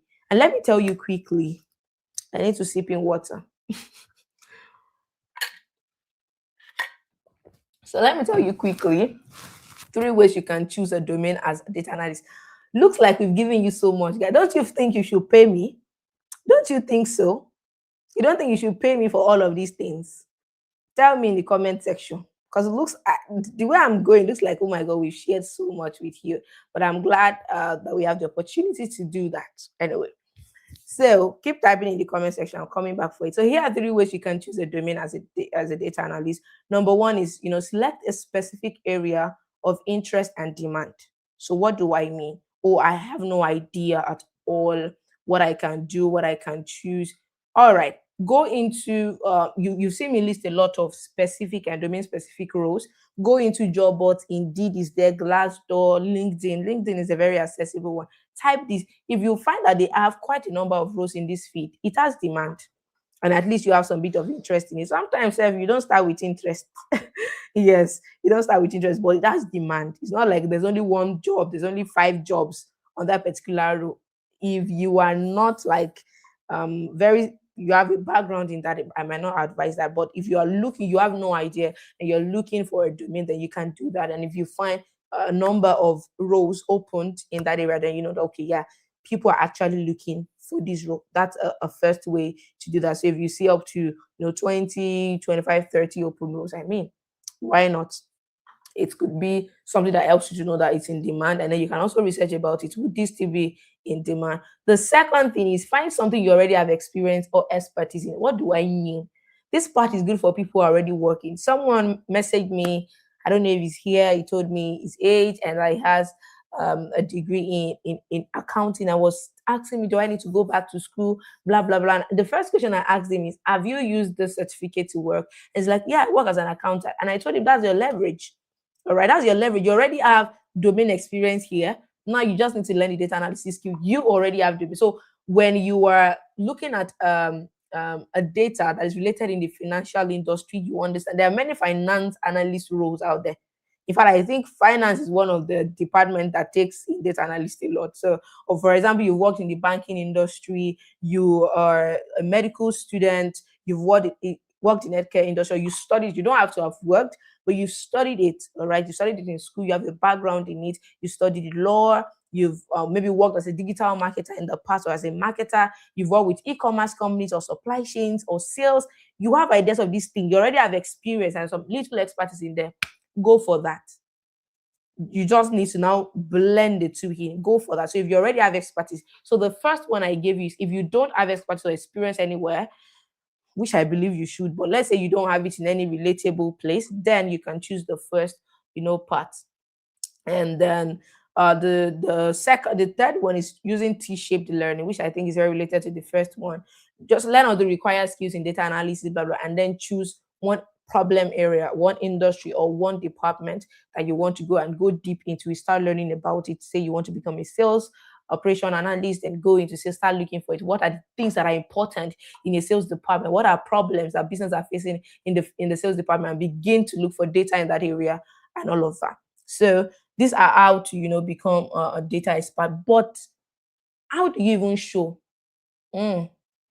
Some of you, I gave you an exclusive free resource. I don't think it's everybody that had access to it because it was not publicly available. But you will see that one thing that was in that resource is one of the way to, go by your interviews if you have it and then outsmart other people is to show and not just tell. So you say, oh yeah, I know this, I know that. Of course, recruiters do know when you're lying or all of that.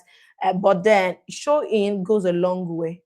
All right. So you need to have at least projects that are solve specific problems within this industry or this organization or this when I say organization, I'm talking about department. Let me just use the word department. So put this in your portfolio, position it directly on your CV. I've seen people had their dashboard directly on their CV. All right, directly on their CV, their dashboard, that image, screenshot and put it there so that the HR, even if you don't have time to go to my portfolio, you've got to see it here, right? So show, don't tell, right? Or doing something like that, that just show, oh my God, this is separate. Sending the CV like everybody, sometimes I've realized it's not the best way to go. It just doesn't stand out, right? So but you must have projects to back it up that I'm actually I've solved problems in this area. And I don't mean you must have worked on it like for a company. You can have it as project, which is one of the things we prioritize here at Ione.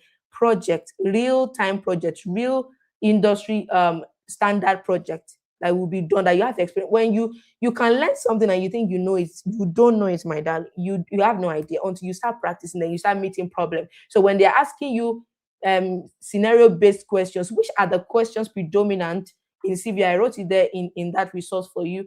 That's what's predominant. So the same problems you've encountered while you're working at things you can also share. And like we said, these are you can also get onto internship opportunities, which is something we also do here. But I'll share that with you in later. All right. So you want to have problem. I need to take a little, I need to breathe a little bit. Guys, are you getting value? Tell me on a scale of 1 to 100, on a scale of 10 to 100, how much value have you gotten so far? I need to breathe, please. How much value have you gotten so far? Let me check the comment section. You see, someone said I need to be paid. Thank you, Victor. I need to be paid, right? We need to be paid for giving you this much. I have a long way to go because it's okay. We all start from somewhere. You don't need to feel overwhelmed. You don't need to feel like, oh my God, it's not overwhelming. We're just giving you the information you need, and then you say, okay, I want to start. That's the goal of this. Seriously, you need a pay because this is too much. Thank you. Who is that? Amadu. Thank you. I need to be paid. All right, we've given you so much, and I'm telling you, these are paid, these are stuff, these are master classes that you will pay to enter. But then this is one of the things we do here. And like I said, when you join Ione community, you join the most valuable community you can ever have. Right there, we have a lot of free resources and all of that. So someone is getting 50, someone is getting 90, so much value, 99.9. Wow. Someone is getting 70, 60% is very impactful. 90, this is so important. 99, wow, I'm impressed. 60%, 80%. Honestly, I've solved 80% of my problem. Oh, that's so fulfilling. I mean, that's a fulfilling. We've had to put in a lot of work to make this so valuable for you. It's becoming scary. Too much knowledge-based specialization. I don't, well, it's been scary is not a problem. I mean, when I wanted to start learning data analysis, it was scary. So any good thing, if you want to be successful in life, the first is going to be scary. If you have a dream, it's going to be scary. So it's about what you want to do about it. So it's starting from somewhere. All right. So we are walking you through what you need to do. The entire summary of what I've shared with you so far is you need the technical knowledge, you need to learn the skills, you need and when you build that skill, you build your soft skill with it. But as you go on, you want to this domain specific knowledge is not it's not a big deal thinking about it. Like I said, one of the most best way to enter into it is what you already have expertise. But the second way is just about learning one or two things. If I want to delve into marketing and I'm not a marketer, I just need to read up things. The main thing you need is those skills that you have. But now I need knowledge about okay, oh, in marketing, churn rate is a major thing that they go through. All right, bounce rate, retention. Okay, read about these things, and then you then know how to understand the data. That's all. The first time I analyzed a sales data, I had to understand okay, what's forecasting. I already know what average sales cycle is because I'm already in marketing and all of that. After understanding that the data is data, all right, it's data. You can apply these things together, but it's just about getting knowledge in that area. So thank you all for your kind comments. Yeah. All right. Thank you all for your kind comment. Thank you. Looks like there's a lot of questions. We're going to try to take as much as but never heard about this domain of a thing before. I'm glad you're here and you're hearing. That's why I told you that you're going to hear some information here that is going to be worth so much money. Oh, something is disturbing my screen.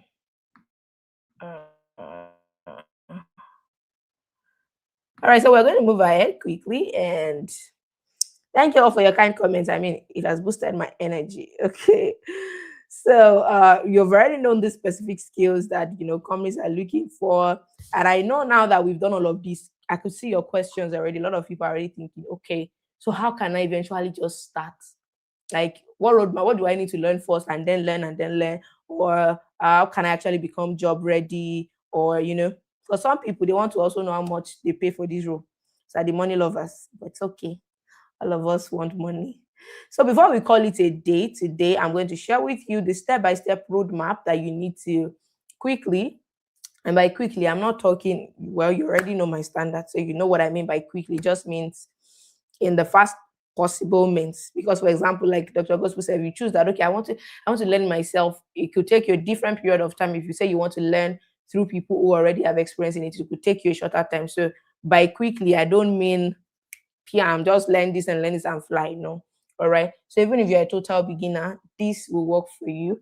And before I go into that, let me tell you that if you're trying to break into data analysis, forget about the money for a while. Too many people focus on this thing. Yeah, you're here for the money, but too many people focus on these things and it doesn't allow them to focus. So Doctor already said it. I will refer a lot to what he has said to you. He already said it. There's no shortcut. You have to learn. All right. So put your 100% focus on the skill. If you understand the foundation, you see that AI, you will be able to use it. But if you don't have the foundation, you'll be able to use it. So focus on the skill because the person who masters skills, not just rushing through the training, I just want to be done. I just want to get my certificate or just, merely accumulate certificate. That person that mastered the skill has 50 times more chance to land the job faster than someone whose eyes is just on the money and then you rush through it. I've encounter people like that. I've been doing training for years, all right, in different things, and I've encountered people like that. They just their eyes on the money, and then it's either they get discouraged on the way, or they don't learn enough, and then they get and rush out, and then they don't get anything out of it. So now that I've said that to you, let me quickly show you the roadmap that can save you time, effort, and help you to become a sought after expert in this field. And note that this roadmap it outlines the skill expectations that companies are also looking at hiring for in 2026. So the first that I know you can see my slides, so um, you can move through them even as I speak. The first thing you want to do is of course learn data analysis foundations. Is important. You want to know what are the core principles of data analysis. What is the analysis life cycle? What do I mean by that? How do you move from having a raw data to then making an insightful decision off from that's this life cycle. You also want to know how organization use data to make informed decision. You want to know the ecosystem. What role do I play in this data ecosystem? There are data engineers that do a different job. There are people that handle the dashboard at the back end. What role am I playing here? So you want to know all of that. That's the foundation. All right. You want to do all of that and how to progress in that area. Then you want to move to Excel for data analytics and business intelligence. Then you can prepare practical skills. So Excel is usually used when the data is not so voluminous, right? You can use it to clean your data, to transform your data, and also to create some little chart and visualizations here and there. But it's okay to know most of Power BI kind of even SQL and most of them are usually very alike. For example, join in SQL is very related to X lookup in that always. So if you understand one, it moves you into another, and when you are getting the other knowledge, it kind of links up. All right. So you starting with Excel is a very good way to start. Most of you are even familiar with Google Sheets. All right. So it's very, very related to Excel. Just that companies want Excel more than they would require Google Sheet for you, and then you can use this for a couple of things that you can see. I hope you can see my screen clearly. If you can't, please you can put it in the board. Okay, we're moving. So then the third, you want to move into statistical and analytics, the analytical foundation, where you understand and apply statistical thinking. Don't think this word because by the time you start seeing these things, it's scary. But like I told you, when you get into them, you eventually figure it by learning. Those who are doing it don't have two words. All right, it's by learning it and then exposing yourself to it more. So this is the point where you learn how to perform descriptive analysis. By that, you want to show how this data is in. For example, if I'm running an ad now and I want to perform a statistics that shows that each time I increase the budget of my ad, does my result go up? Or are they in any way linked together? I could use descriptive analysis for that. So this name are just big. What they mean in the real sense is not as big as that. So you can conduct exploratory data analysis to uncover meaningful patterns. And then stakeholders, by stakeholders I mean maybe your boss. Let me use that because for a long time that stakeholder used to look big to me. It used to look big to me, but eventually I knew, is this what stakeholder really means? So some of these words are just actually big. They're not that big, just like your boss or someone that you report to or someone that needs the data. Those are your stakeholders. So those are the things you show them. You don't show them the numbers, you show them those things, visualization that they can say, oh, this one went up, oh, this one went down. That's what all of that means. And then you can move into your SQL. This one is pretty much, you have a lot of data somewhere, but you don't need all of it. You just need a part of it. So with SQL, you can bring out the one you need. It's that simple. I'm not saying that it's going to be all a click in one day, but you can learn. That is the primary aim of SQL, to help you to query your data. And then you can move into business intelligence and data visualization. It's very important. Business intelligence is important. There's nothing we're doing in data analysis if there's no business intelligence. You don't understand business question, you don't even know what they want, you don't it's important. And then, the visualization tools, the most common being Power BI. All right. I think it's because most people use Microsoft, and it's Microsoft Power BI. You use Microsoft Excel, so most people use Power BI, but there are other tools like Tableau and all of that. This helps you to show, oh, after analyzing this is what I came up with, and then you reveal it to them. That's data visualization. All right, and then you can move into Python for data analytics. This helps you to gain hands-on experience analyzing and processing data. Right, this Python is just a language, the same way SQL is a language, and there are many languages, just to pull out some things for also visualization and other things like right there. And then the seventh is, from there you can then move to data automation as engineering. This is not let the words bamboozle you, but they're important that you start getting familiar with words like this. All right. All right. So with this, you can automate analytics workflow and, design reusable. It's step by step. You are not doing all of this at once. That's why it's a roadmap. Okay, after I do this, then I move into this, then I move into this. Then the eighth one, I think you should move into then generative AI for data analysis. This is when you want to now learn how to use all those AI assisted tools, with your visualization tools. You want to know how to use them with your SQL queries. You want to know how to, it's just step. Imagine if you have learned SQL and you have learned Python, you have learned Excel. If you are trying to now integrate AI into it, you already understand the concept. You already, that's what I think Doctor was also saying there. You already understand it, because it's very easy for you to then apply AI into them. All right. And then AI automation, which is important, like you heard, businesses are beginning to build agentic AI. That word, as big as it is, let me not go into it, but as big as that word is not as the meaning is not as big as that. Let me just say that. All right, these are just tools that help you ease your workflow. All right, that you can build, that helps. And then I will mention these soft skills are also very important. All right, you can't say yes, I understand all of this, but you don't know how to communicate. And by communicate, I don't know you're very fluent in English. You know the right things to say. You know the vocabularies to use. No, it means you know how to dissect the information rightly to the audience, because the stakeholder, which is the boss that you are reporting to, might not be someone that is so technical. You might need to pipe your language down in a way that you understand. That's communication. The key thing in communication is the person you're speaking to understands you. Please, I need to plug my. Okay.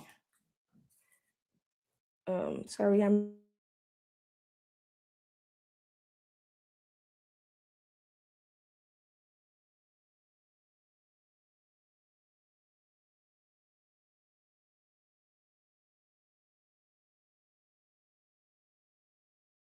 You're not audible. You're muted. right now. What about now? Now I can hear you. Yes. All right. Thank you. So, but I've been audible since, right? Yes, yes, yes. All right.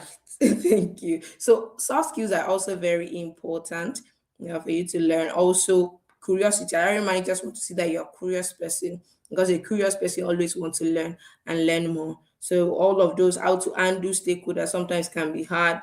Some people, you give them a feedback, they don't like the feedback. How do you undo them? So these are things you also learn as you go. There's soft skills that are important. So this roadmap I just shared with you is good for you if you want hiring managers to schedule you for more interviews. All right, it's good for you if you want them to schedule you for more interviews. If you don't want to struggle like other data analysts who will just send out thousands of applications but hear nothing. All right, if you also want to qualify and leverage as a global data analyst who can work anywhere, it doesn't mean you're going to start from there, but that is the goal, so that you're working into um interviewed cybersecurity specialists who also uh, is here in Prague, but moved from Nigeria based on work visa in cybersecurity. And then one of the remarkable things he said is Just ensure you're learning. Just ensure you're doing your best. Just ensure that you have global skills. By global skills, it means that you're not limiting yourself. That's why we're listing all these things out for you. All right. So it's important. And also, it's for you if you want to land your first job faster than just a traditional data analyst.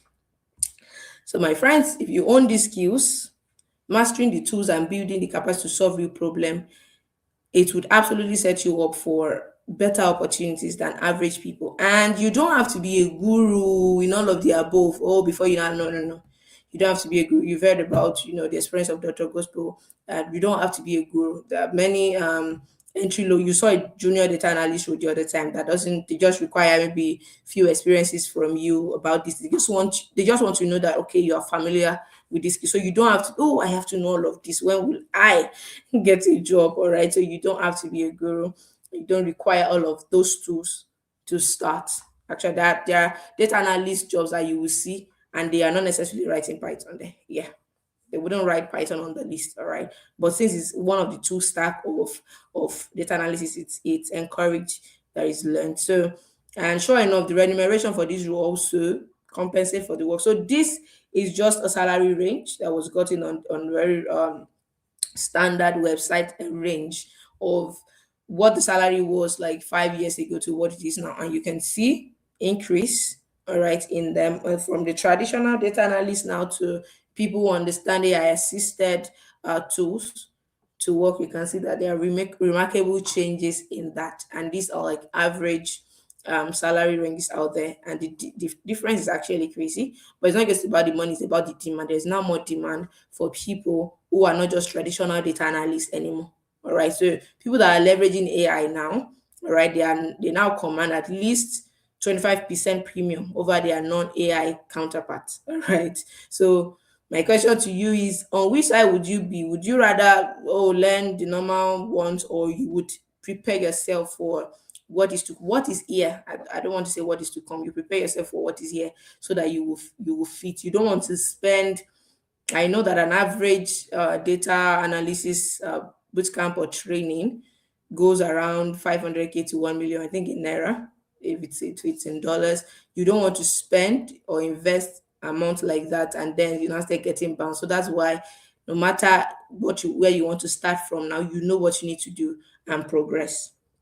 All right. What do you want to be? So let me ask you that question quickly. Let me allow you answer that. What would you rather learn? Normal data analysis or AI augmented data analysis? What would you rather learn? Normal data analysis skills, or I still have two more important things to share with you. But before that, let's have you in the comment section. What would you rather learn? Normal data analysis or AI augmented? Let's see if the slides. Oh, okay. Someone was replying. People want the slides.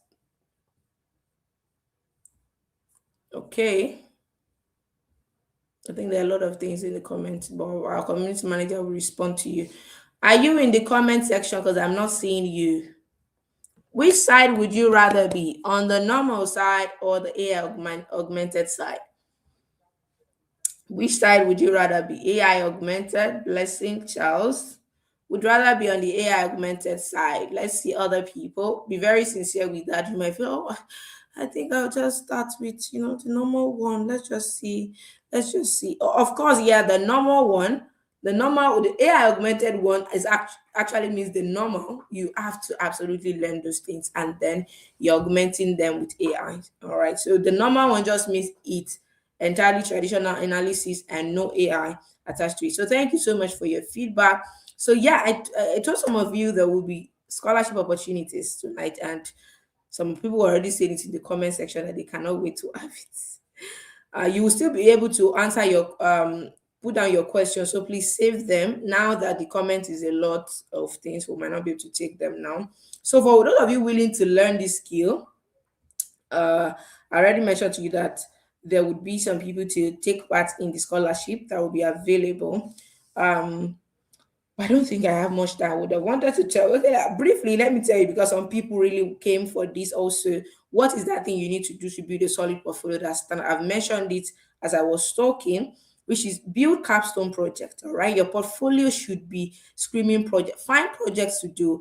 There are platforms where you can source for data. Makaru is an example. You can source for data. You can create your own data, right? You can create your own tables and columns and data and how many rows you want and all of that. Build capstone project. You can decide that, okay, oh, since I'm going for healthcare data, I will generate a. You have to build projects, right? You have to be able to have it on your portfolio that, okay, I forecasted a 5 year revenue for a travel company using 10 years available data over, and there are many platforms that have, data available. But what am I saying? Most times companies are requiring experience. The experience does not necessarily have to be that, oh, you've worked in companies, but that you have hands-on experience with this. You have used this thing, you have gone through a process, you have gone from cleaning the data to, excuse me, to sorting the data, to manipulating the data, to visualizing the data, to using it as insight. You have gone through that's experience also that some people are looking for. But for some roles, they're also looking for maybe job experience for some senior roles. All right.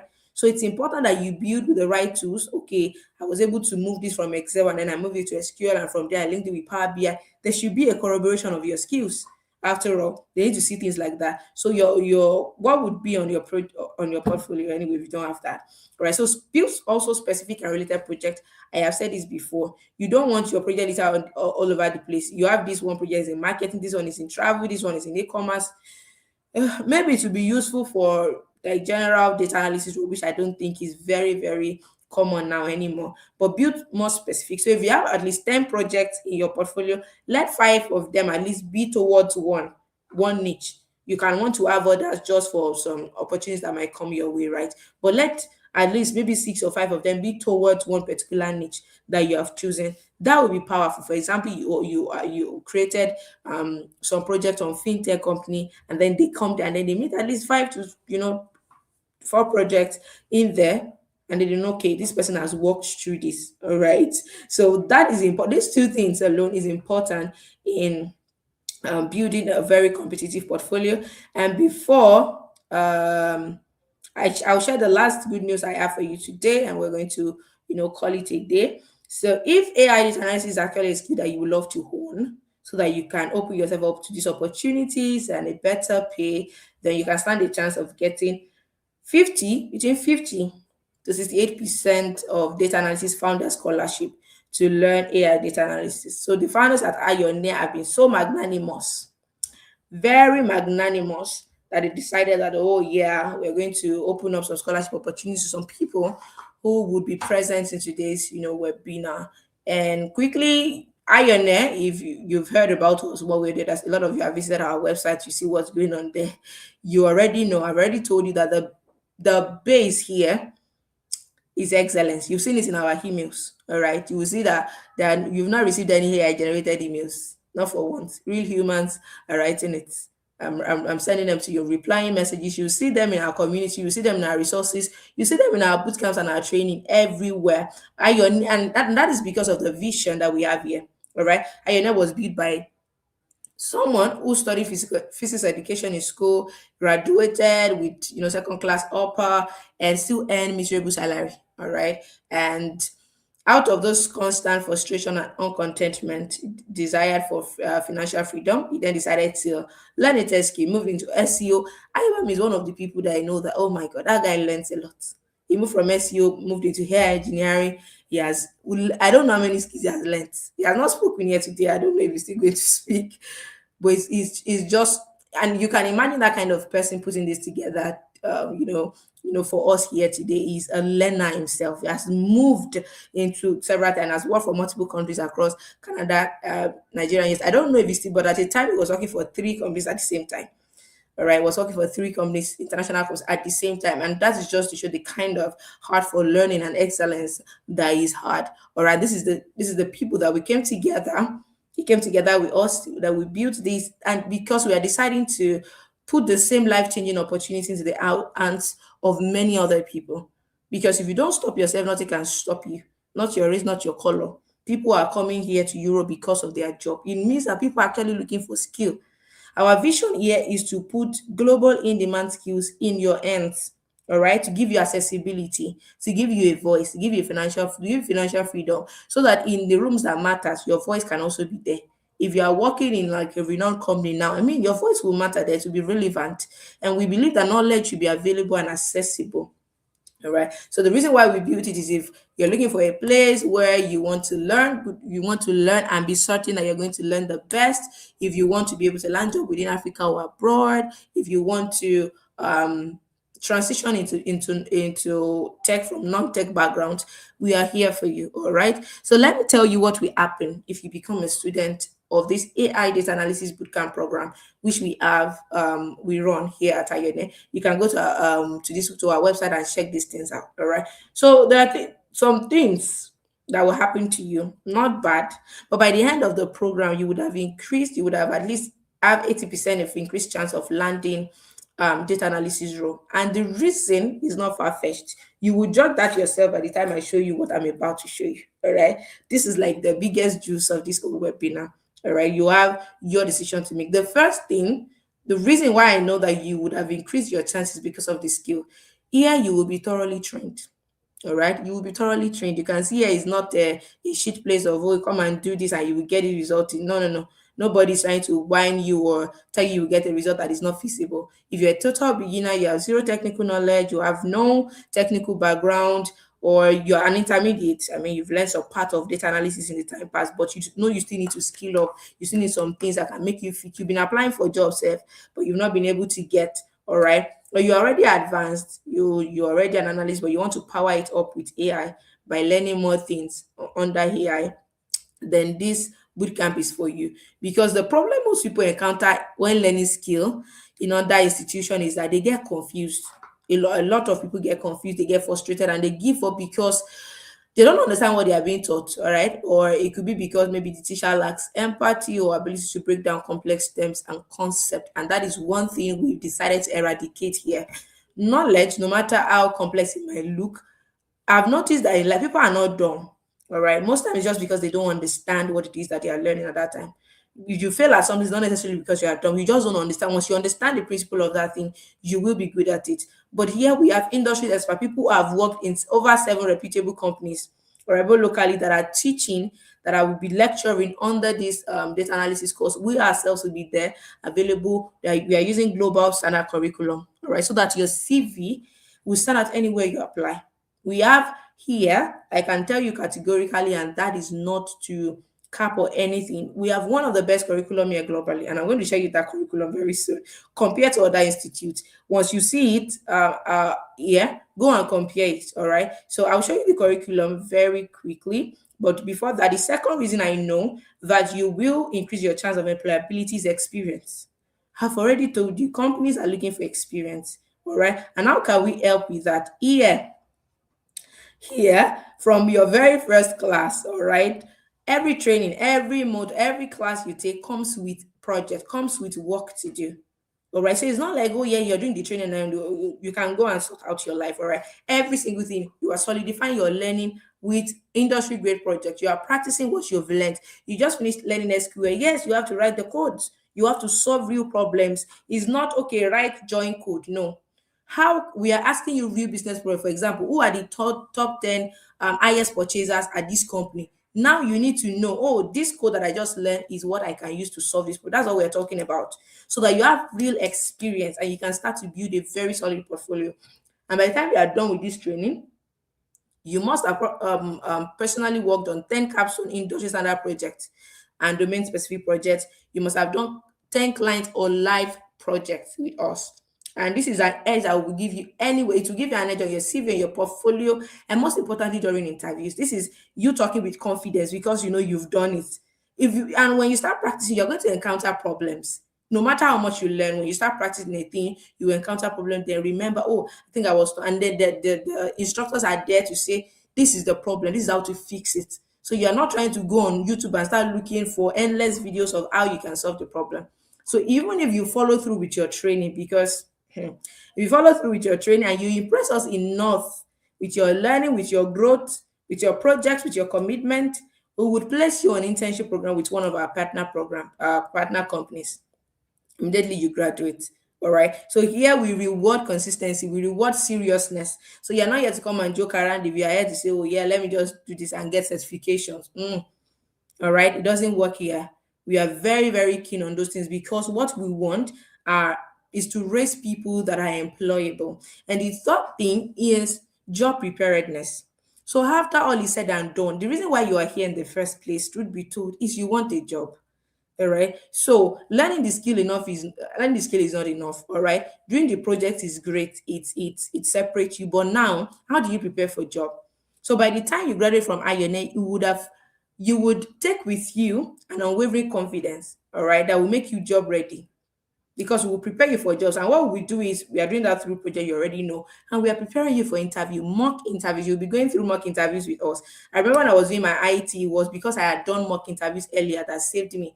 And everybody was saying, "Oh, you're very confident." It's because I had done it. I made the mistakes at the back, and now I have confidence. All right, and you're getting professional certifications and lots, man. All of these are preparing you for the job, and we know that with all of this, there's no escape route for you. All right, you're getting more interviews than other people. You are leveraging, you are acing your interview more with all of these things. With everything I've told you, and aside all the things I've told you, another thing is that we will put the entire training risk on us. I know a lot of you might have, if yes, so many people promise, right? And they never fulfill them. But maybe it's not their fault. The entire risk is usually on the people that are maybe the students that are registering. But what we are doing is we are putting the 100% risk on ourselves. And what do I mean by that? Let's even say we decide that for some reasons we will not deliver value to you, we'll just be there just slacking and not teaching you what we have promised. You are not doing projects. We are taking the 100% risk. And what we are doing by that is we are refunding your money. Let's say when all of these things we said we are not doing it. We are refunding your money. And not just that, we are going to add a 20% on it. And you are legally protected if you become a student. All right. So because once you sign up, you get a contract document from us, and it's absolutely protected. So if out of all the conditions we've set, you look through the brochure, there's something we are not fulfilling on our part, which makes the pressure real. Let's say we are not even people that go by our words, it makes the pressure real. All right. So you can see that IONA is a standard academy. So if you feel like, okay, yeah, they are not doing what we know, a lot of things that's risk on us. All right. So we are doing that just for you to know we are not putting the risk on you for any reason. And one thing you must know is here we are known for excellence. And that excellence is not just in our teaching. Many people can teach you this skill. In fact, you can go on YouTube and find the skills. But after the training, you're probably just left on your own. There's no direction, there's no opportunity, there's no result. And that's what makes us different, all right? Because we help you become employable and position you for real opportunities. A lot of people finish and they don't know how to position themselves.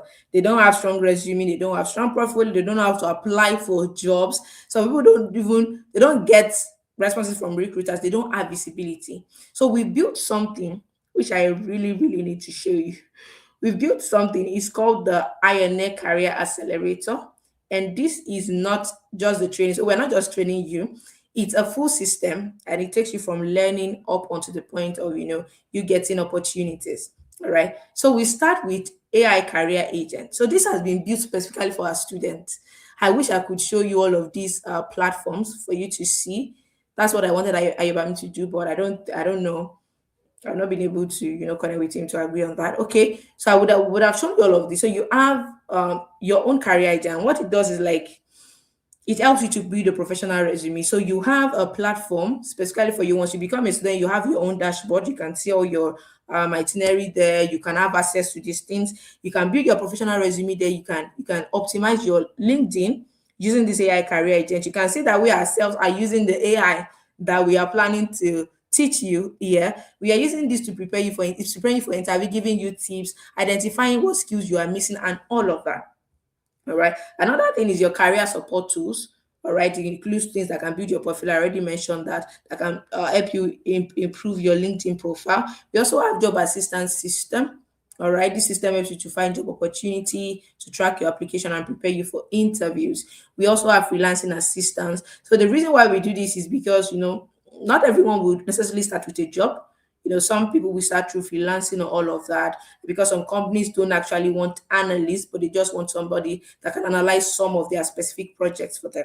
All right. So this one will help you writing proposals up until, setting up your profiles. And then we also have talent marketplace. This is one of the gem. The reason is it's built like LinkedIn. The reason why I say that is here you can make posts, and maybe you are working on a project and then you make the post there and it becomes live. Every single person on that community can see it. People can comment, people can make give feedbacks and all of that in that particular marketplace. And the reason why this place get powerful is because people can actually find you. All right. This also happens on LinkedIn where recruiters can find you. All right. So this talent marketplace is built also absolutely for students where after you are done, this is after you are done. It's not like after 2 weeks or 1 month, you then say you won't know. It's after you are done and then you have access to them and your profile is visible to recruiters. The projects you have done is showcased. Companies can also contact you directly and say, okay, we have an open role. Recruiters rather can tell you we have these open roles and then you can get in on it. So instead of just learning the skill, we are doing the entire package for you because we know nobody is trying to invest in anything without an end goal in mind. And the end goal is to get a job. So why learn a skill and then you start to figure out every other thing out yourself? That's why we have built this entire system that will help you get all the real skills you need, help you to get all the experience you need, help to position yourself, help to access opportunity. All right. So this is very, very important. Okay, so I know that's a lot for people to take in because I've not come across anything as robust and as comprehensive as this. I have not myself, and I'm not saying that because I'm here. You can also do your research. So just a little breakdown into what this AI data analysis bootcamp is. It's grouped into two, depending on the stage you are in at the moment. So we have the beginners bootcamp. This one will cover every essential that you need to get, I mean, job ready for entry level roles, even internship roles. And then we have the intermediate advanced bootcamp. This is for those who have, you've learned data analysis here and there, you watched some videos, you've done some things, but you want to go in depth, you want to work on more projects, you want to get into the AI part of things and all of that. So this part of is still AI data analysis, but it's grouped into two parts. So if you have already done something, you don't need to start from the scratch, and if you've not done anything, you can start from the scratch. So if you're a beginner, this is what you will get. If you are joining the beginners bootcamp, here's what you will get. You will get the data analysis foundation phase. This is where you will learn, you would learn introduction to data analysis, all the fundamentals, the analysis life cycle. You can see them on my screen. I won't go through all of this. All right. You will learn all these, techniques, all these, just the fundamentals of things, how these things run. You will run through them. And then phase two, we are taking you deep into taking you to Excel for data analysis and also for business intelligence, which is important. How do you prepare your data? How do you clean your data? How can you transform your data with Power Query? This in Power Query is in BI, okay? So when you learn it here, you have a very good idea with them. How can you use your Power Pivot? All of these things you'll be learning it under Excel, business reporting in Excel, your EDAs in Excel, also you'll be learning it. And then we'll move into statistics thinking. All of that, you learn your statistics, your descriptive data summarization, all right, your inferential statistics for business, every single thing that is needed for you to know under that regard. And then we move you into SQL. So we are following the right roadmap that just leads you step by step, such that um, as you are progressing, you have better idea, better exposure to all of these things. So with SQL, you are learning about database because, of course, it's important. Database, you want to know what's happening at the back end about data. You learn the foundations of SQL, the kind of data, how you can manipulate, how you can pull your data, the queries you need, the subqueries, the city, every single thing that you need. Everything you need to succeed, everything that recruiters want, you are learning it under this SQL. And then we have the Power BI for data analysis. You are learning the foundation. How on earth should I visualize this data? How do I know the KPIs to visualize? How do I know this? How do I know that? How do I know the right charts to use? Should I use the heat map? Should I use all of that will be taught to you under here? All right. All of that will be taught to you under here. And all of that is what you get just for the beginners class. Just for the beginners class. All of that. Tell me where you've seen all of that for beginners class. All right. So that is what you get. So I told you that even for beginners class, by the time you are done, you can start, applying for one thing that interview does is most people feel rejected when they apply for jobs and then they are rejected. Or maybe they get interview and they get to the interview and they're rejected. But one thing it does, it helps you to even learn more. So even at this stage, you have confidence to learn. And I told you, you would have done a lot of projects with all of these things that you have learned. You would have done a lot of projects to learn each of these skills. But if you decide that, oh yeah, I want to go for the intermediate to advanced class, then we'll move you into learning Tableau, which is quite similar to Power BI. We'll move you into Python, where you start learning Python foundations, the control flow, the function of data pipelines, all of that. Data with pandas, all of this. You can see pandas on some of the job description I showed you the other time. You're also going to learn EDA. You're going to learn all of these things, and then we'll move you into the phase 8, which is learning about version control. All right, you want to learn about Git fundamentals, GitHub for your analytical project, and a lot more things. All right, AI assisted Git workflow. You'll be learning all of that. And now we go into the AI powered analytics, which is the phase 9. So here's where you learn about AI, generative AI, automation for data analysts, how you can use AI in modern data analytics, how you can use AI to transform your data, how you can feed AI with your data and let it do a lot of work for you. All of those things, how you can get insight.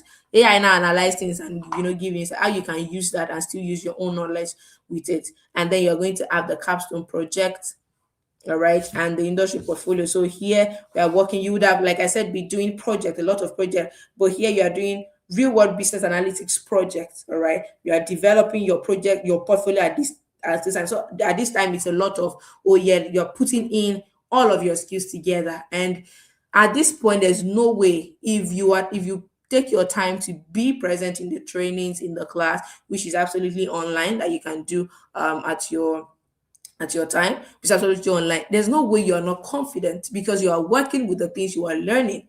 All right. So this is what we have in stock for you. Of course, you can decide that, okay, I want to do both together, both the beginners and the advanced. But if you choose that, oh, this is the one I want to do, then it's all fine. All right. It's all fine. So these are the things we have for you. I know that is a lot. I know, I know that is a lot for you to sip in, but it just shows you that there is so much for value for you to get here. If it's something that you are thinking of getting into, then I believe that you should go for it, the right way. And so quickly, I'll talk about the opportunities, the scholarship opportunities that are available, and who who go home with the scholarship. I know a lot of people are waiting for that part. I know a lot of people. If you feel like this curriculum that you have seen is absolutely valuable, can I see you? Can I see you in the comment section? You don't know if your comment is going to win you anything, so you better comment. So if this curriculum, you can see it is loaded with every single thing that you need.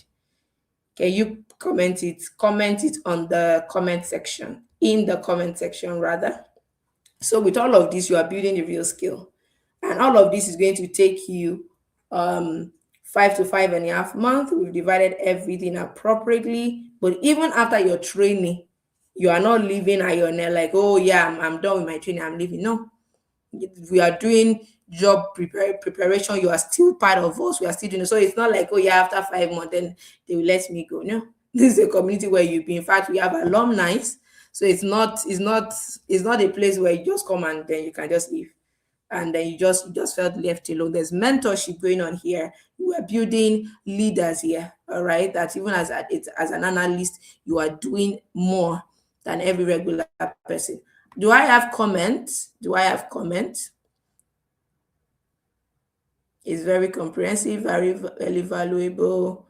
All right, so good to hear that. So yeah, let's talk about what a lot of you have been waiting to hear.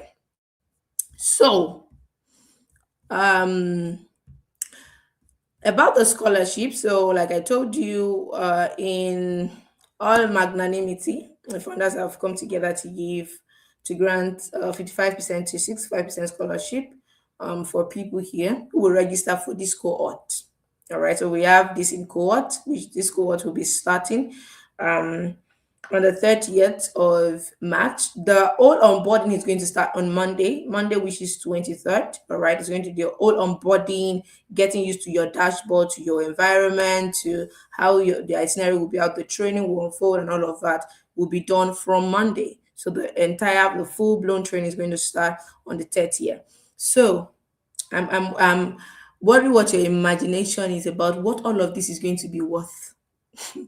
What all of this is going to be, how much on earth are we going to invest in order to be able to get access to all of this? So our beginners class is actually valued at 350 at $250 rather, and that is always really, really considering how things are. We would never have even valued it at that price. All right. That's us valuing, like, say, okay, with the way things are. And imagine we having to put out this much value out for free. It just shows our heart towards people and what we want them to get. With what we have given to you today, you can go on and map a roadmap about how you want to work, even without having any affiliation with INA. Yes, absolutely. So, but with the founder scholarship, if you're going for the INA beginners, the AI data analysis beginners boot camp, you would only need to invest $100. All right, if you are paying in dollars, and for naira, we decided to make that 70,000, and I believe that's ridiculously low, really. So if you're not taking that opportunity in this time, you have missed out on it. That's the only thing I can say. There would be no reason for us to price it at that at all. So with the founder scholarship, you only invest $100 if you're investing in that currency. If you are in naira, it's 70,000. For our intermediate to advanced class, this is valued at $350. That's 450,000 naira. All right. But with the founder scholarship, you only get to invest 150. Please take note of these things. Of course, I might say repeat them. You only get to invest $150. All right. And for naira, that would be 100,000. That is not the equivalent in dollar. We are just piping it down a little bit because we understand how things are going on there. All right.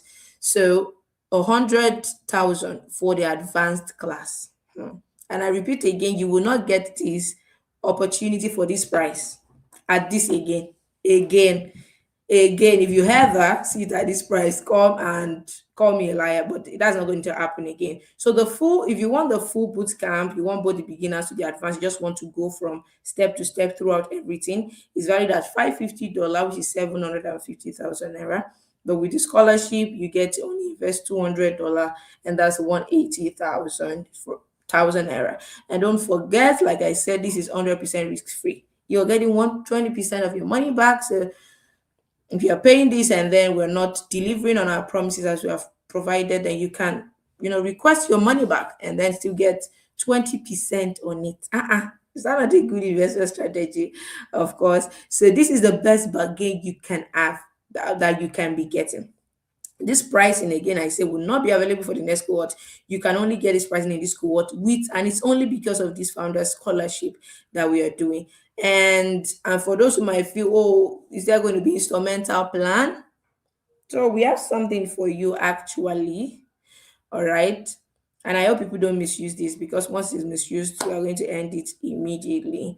All right. So we have instrumental payment option, and I need you to know that people going for this option would have to pay an extra of 20,000 on the entire program in order to be fair, because some people are going to be doing one-time payment, and you're going to want to spread your one across different, period. And I think that's such a low amount to spread it out. Even if you are taking a loan, they would have to charge you more than that. So this is how to use the instrumental payment option. You can enter into the program with only 30,000 naira. You can enter into the program with only 30,000 naira, and then the remaining amount you pay twice. So here's the full breakdown. For example, you're going for the beginners class, you enter with 30,000 for entry today, and then you pay 30K twice during the program. All right, which means that is going to be 90,000 altogether for the beginners class. If you're going for the instrumental plan, so you pay 30K for entry. And then intermediate to advanced class, you pay 40K for entry, you pay 40K twice during the class, which totals 120,000. And for the full boot camp, you pay 50K for entry and 75K twice, which makes total of 200K. I believe that should be clear. But if you want me to go back through it, the full price, if you are paying once for beginners class with scholarship, is 70,000 in naira, 100,000 in dollars. Oh my God, $100. All right. And for the intermediate to advanced class, if you're paying in full, it's 100,000 in naira and 150 in dollar. If you want the full boot camp, both beginner to advanced, you just want to do everything at once. Then with the founder scholarship, you only get to pay 180,000 or 200 in dollars. So if you want instrumental plan, just know that the only difference is that you're going to have to pay three times, and then you only have to add a token of 20K on that to be fair with other people. So you are paying as for beginner 30K for entry, and then 30K twice, which sums to 90,000. And then for intermediate to advanced, you're paying 40K for entry and 40K twice. That's 120. And for the full bootcamp, so depending on the option that you are going for. All right. So if you get to the cohort today, then you will have the opportunity of gaining access to this funder scholarship. I actually looked for a way to streamline the amount of people that got the scholarship. All right, but for some reason I didn't get away. So if I think the major way I'll be using is if you are present in this webinar tonight, then you have the opportunity. So if you're getting to the cohort today, you have the opportunity of getting access to this funder scholarship, and then you pay the discounted price. So depending on whatever you want to go through, the account is there where you can pay into. The company's account is there. So once you do that, please send your screenshot. Blessing, please send your number into the community now. Send your screenshot. A lot of you have messaged Blessings to get the exclusive free resource, so you know her. She's our community manager at INS. So send the screenshot to her, all right? And you'll get added to you get the emails. She will ask you for what is required, and then you get email, and we move from there. And on Monday, the onboarding starts, and then on 30th of March, then we're going to start with the cohort immediately. So this is an opportunity right before you, and the option or the choice is now in your hands to make a decision of which way you want to go, what you want to do with it. Like I said, with the information we've given to you today, there's a lot you can do with it.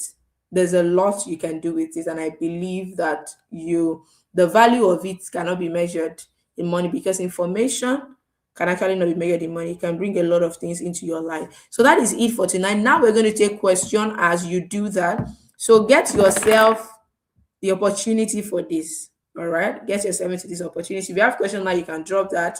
If you want to register immediately, just ensure that in the description, and as you send your screenshot to her, tell her the options you have chosen, or beginners class for instrumental payment, or beginners class full payment, or intermediate to advanced class instrumental, or whatever full payment. Just specify so that she understands, and then we can put you in our registry to know how you want to do that, and then you get and then we move from there. Oh, my head is full. I'm the one talking to you, but my head is full. Like, that's a lot. I feel so hungry right now. And for those who wanted to pay me the other time, maybe you should just send me food. So please bring in your question. Bring in your question. Bring in your question as that is going on. Bring in your question. Bring in your question. A lot of people had questions the other time. So let's question two. What's question one? So where do we start? Well valued. Yeah. Your question will be answered. Can you give us all the scholarship? Yeah, so I mentioned that everyone here has access to get a scholarship if you're registering now. If you're registering tonight, you have access to the scholarship. And if not, I might not be able to help on that. Okay, please ask your questions, please. Please ask your questions, please. Ayobami, can you hear me, please? You might be taking some of these questions because I really need to sip in some water and take some rest. I've been talking for the longest time.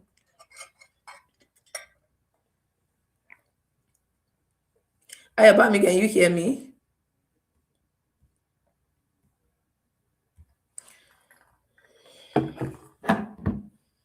Excuse me, please. Just a moment.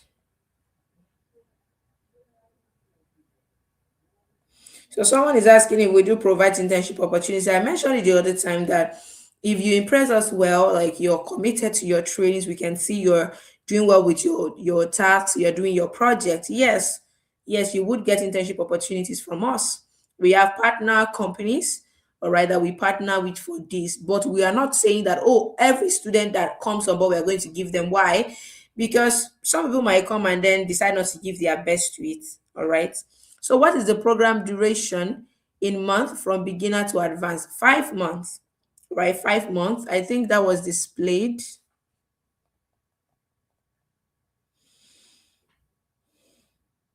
I think that was displayed.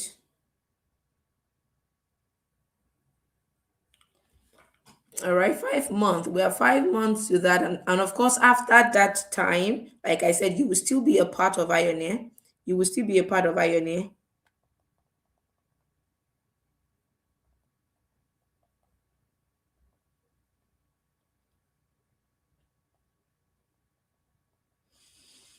So you still be a part of Ioneer. We're training you towards job preparation. Our goal is to see you getting interviews. Our goal is the end goal of this is not to give you skills. All right. But we know that if we want to prepare you for a job, we should be certain that you have learned the right things. For example, if we say, oh, all we want to do now is just to get people jobs, what did we know that you have been trained in? What did we know that you've done? So it's a futile effort to just say, oh, let's get you into the job market if you don't have what the hiring managers are looking for. So we know that our curriculum works through all of this to ensure that you have all the skills. So putting you in for internships wouldn't be a problem. Look, even looking at your portfolio and your profile, people want you already. All right. So I hope I answered those questions. I'm really impressed by how detailed and robust the curriculum is. It shows a strong commitment to delivering value and equipping people with relevant practical knowledge. Thank you so much. I must tell you, do your research, all right? I always say this to people, do your research, do your research, do your research. And you will see that's a very, very robust curriculum. There's no way you are going through that curriculum and you are not confident, all right? And you need that confidence in applying for jobs. Oh, my apologies. That's true. Like I said, it's an online program, and for each cohort, for each class, we're going to be that's all we are going to be doing in our onboarding session because just telling you it's going to be 7 p.m. every day, it's not logical. Some people are still on their way by 7 p.m. So this is why everybody in the code, that's why we're doing it that once everybody in the code come together, we're having the onboarding session, we're looking at what time it works for everybody. Sometimes we might have to be more flexible than the other time. So it's going to be personalized in the sense that we are taking in what is um, convenient for each person, what works for everybody, because we know that working class people are going to be there. So absolutely, it's not a one street thing that okay every 8 a.m. every morning. No, that might not be obtainable for people who are mothers, but we have to find a common ground, and that will be done during the onboarding. That's why we have the space of 1 week to meet, to get used to your dashboard, to get used to the academics environment that is given to you, and to take you through all of these things that we prepared for you. This CV makers, this portfolio, we want to take you through all of that, explain how it works for you. So, Ola Daniel, I hope I answered your question. Well done to the team for putting this together and the webinar. Thank you. What is the duration of the course? 5 months, 5.5 months, rather, 5.5 months, 5.5 months. Oh, Ayabami said we can't hear him. Of course, I can't. Yes, I can't.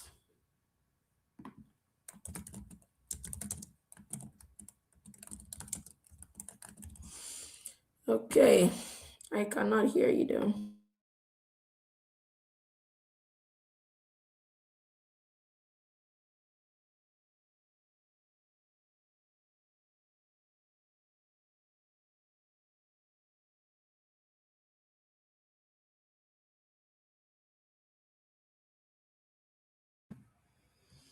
All right. What is the duration again? For the beginners class, so it's listed there on the board. It's going to be between 2.5 months to 3 months, thereabout. It's on the slide all the time. So both phase one and phase two is merged together, as you can see, for the ones that are going to be. And yes, please, we have 3 sessions. It's going to be 3 sessions, three classes weekly. There are going to be times for questions. There's going to be time for questions that will be separated for questions. You do your task and then you bring it back to class. So you're not doing your task and then you're confused and you don't know what to do. You bring it back to class. So we're having 3 sessions weekly. All right. There'll be 3 sessions weekly and 2 hours for a session. Sometimes it could be more flexible than the other. Like I said, each cohort will come up with what is most adaptable to them. And for those who are working class, there would always be a way to go around because we are prepared for every of that. There are students also that they're in school at this period of the day and all of that. So we can't just say, oh, this is what we want to do. What is the big difference between data scientists and data analysts since they can both deal with data? Okay, so data analyst, what data analyst would do is there is a data, right? You already have a data, maybe customer data, there's customer name on it, there's the customer identity on it, there is the email of the customer, or maybe there's a sales data, how much of things people purchase, when they purchased it, the amount they purchased it, the quantity, that's a sales data, right? An analyst will take that data and use it to answer business questions. For example, if the question is how much did we make between January to December of 2025, the data analyst takes that and analyze and tell them this is the amount you made. If they ask them, between year this and this, which year did we make the most money? The analyst will use the data to answer that question. But the data scientist is at the back end. They are the one in charge of the infrastructure behind how the data is stored. You should have heard things like dashboards, all right? That is where the data analyst is picking data from. So most companies usually have a dashboard, database. Forgive me, I've said a lot of things today. So they have a database, and that is where you pull data from using SQL. I don't want to go so complex, but using SQL to pull out the data. So who is in charge of that database? It's not the data analyst. All right, data analyst does not have any headache with that. So data scientists, they're using MLs, machine learning to build infrastructure. They are more into the technical stuffs. All right, that's data scientists.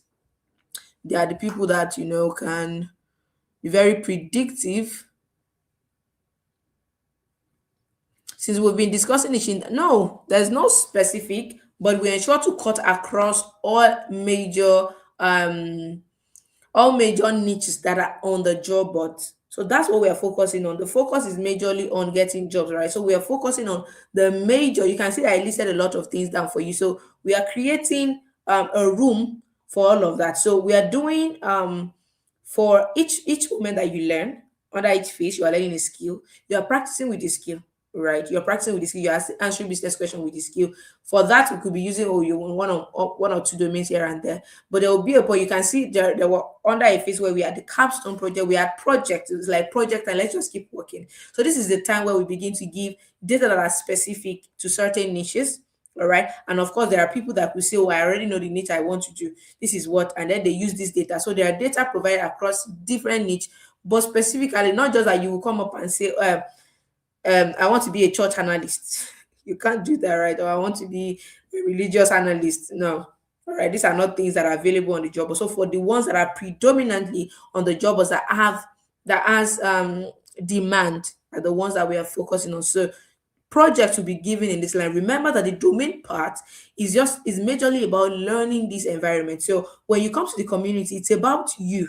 So after all these lessons that we've given to you and after the things you've learned, what is the thing you think you want to major in? Oh, this, oh, this. Then we're giving you tasks. Read about this, read about that. Come back. Let us work on this particular data. We give you data. So it's as much as you're having a cohort, it's still as specialized to you as possible, because that is how you can land interviews and get jobs. How do you navigate through data analysis as a total novice? Oh, do you get a general training on on general data analysis before transitioning to domain then data analysis with AI?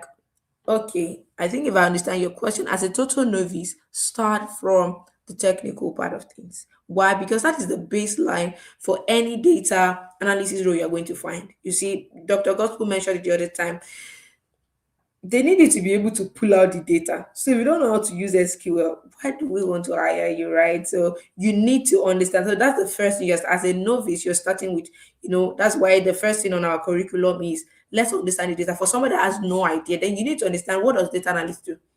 What is their role in the company? What is this? What is that? All right. So you want to know all of that and know where you belong in the industry organization. Then we move into Excel, which is like the base, and then you keep moving on. So for the part of domain, I need to make that clear. It's not that you are learning the domain. Mm-mm. Or why do I say that? It's not like you are learning it as a technical skill. It's an add-on. It's just like content writer. A lot of you are conversant with content writer can write content. But if I call myself e-commerce content writer, it means I can write descriptions um for products, maybe on Amazon. What do I need to learn? The first thing is content writing. I need to be able to write content writing. All I now need to do to become an e-commerce copywriter is to understand the audience or the customers that they usually have. oh, this is the way the customer think, this is the way they behave. That gives me insight into how to write for that audience. It's an add-on. So domain is an add-on. So the main thing you need to learn is the technical skills, all those soft skills that I needed. Domain is the add-on. The AI is part of the learning that you are doing. It's part of the technical learning that you are doing. So the domain is an add-on on top of it. Stretch. I hope I answered your question. Beginners or instrumental payment. Kayode, please. Ayobami, we don't have the okay, we have the account number. The account number is on the page on this pay, and then send your screenshot to Blessing. I hope Blessing heard me when I said she should send. All right, so this is Blessing. Blessing has sent her contact to the group. Please click on a number, send her the screenshot. She will tell you the process. You don't have to type it here. How do we do that? It doesn't clash with our work. Like we already mentioned, I think you typed that long ago. Like we already mentioned, once you come into the cohort, in fact, there will be night classes. All right, just to tell you that that's how flexible we are here, just to ensure that everybody get the best of it. There are live classes. There are also hybrid of you, like okay, maybe after the student has said it and they're like, okay, today can it be pre-recorded trainings? That the tutors can do that for you. So it's about everybody coming together to see this is what we ensure would work. All right. So if you are working, this actually works for you. All right. So we're navigating between the how much do I pay if you're going to pay the normal price. You're going to pay the normal price I will mention is there on the slide. Is the classes going to hold only by weekend? No, it's not going to hold only by weekends. It's going to hold during the week too, and it can extend it, but it will be separate. It won't be Monday, Tuesday, Wednesday, all right? Like maybe Monday, Wednesday, Friday, or Tuesday, Thursday, Saturday, or something like that. It could be absolutely like I told you. One thing that doesn't allow people to get the best from the class is sometimes if that is too static. So definitely, cohort members can talk about these things, and we suppose I register before the cohort, but not tonight. I don't get that question though. Okay, suppose I register before the cohort starts, but not tonight. I don't get that question though. If you can ask again, if you're still here, what are the training days?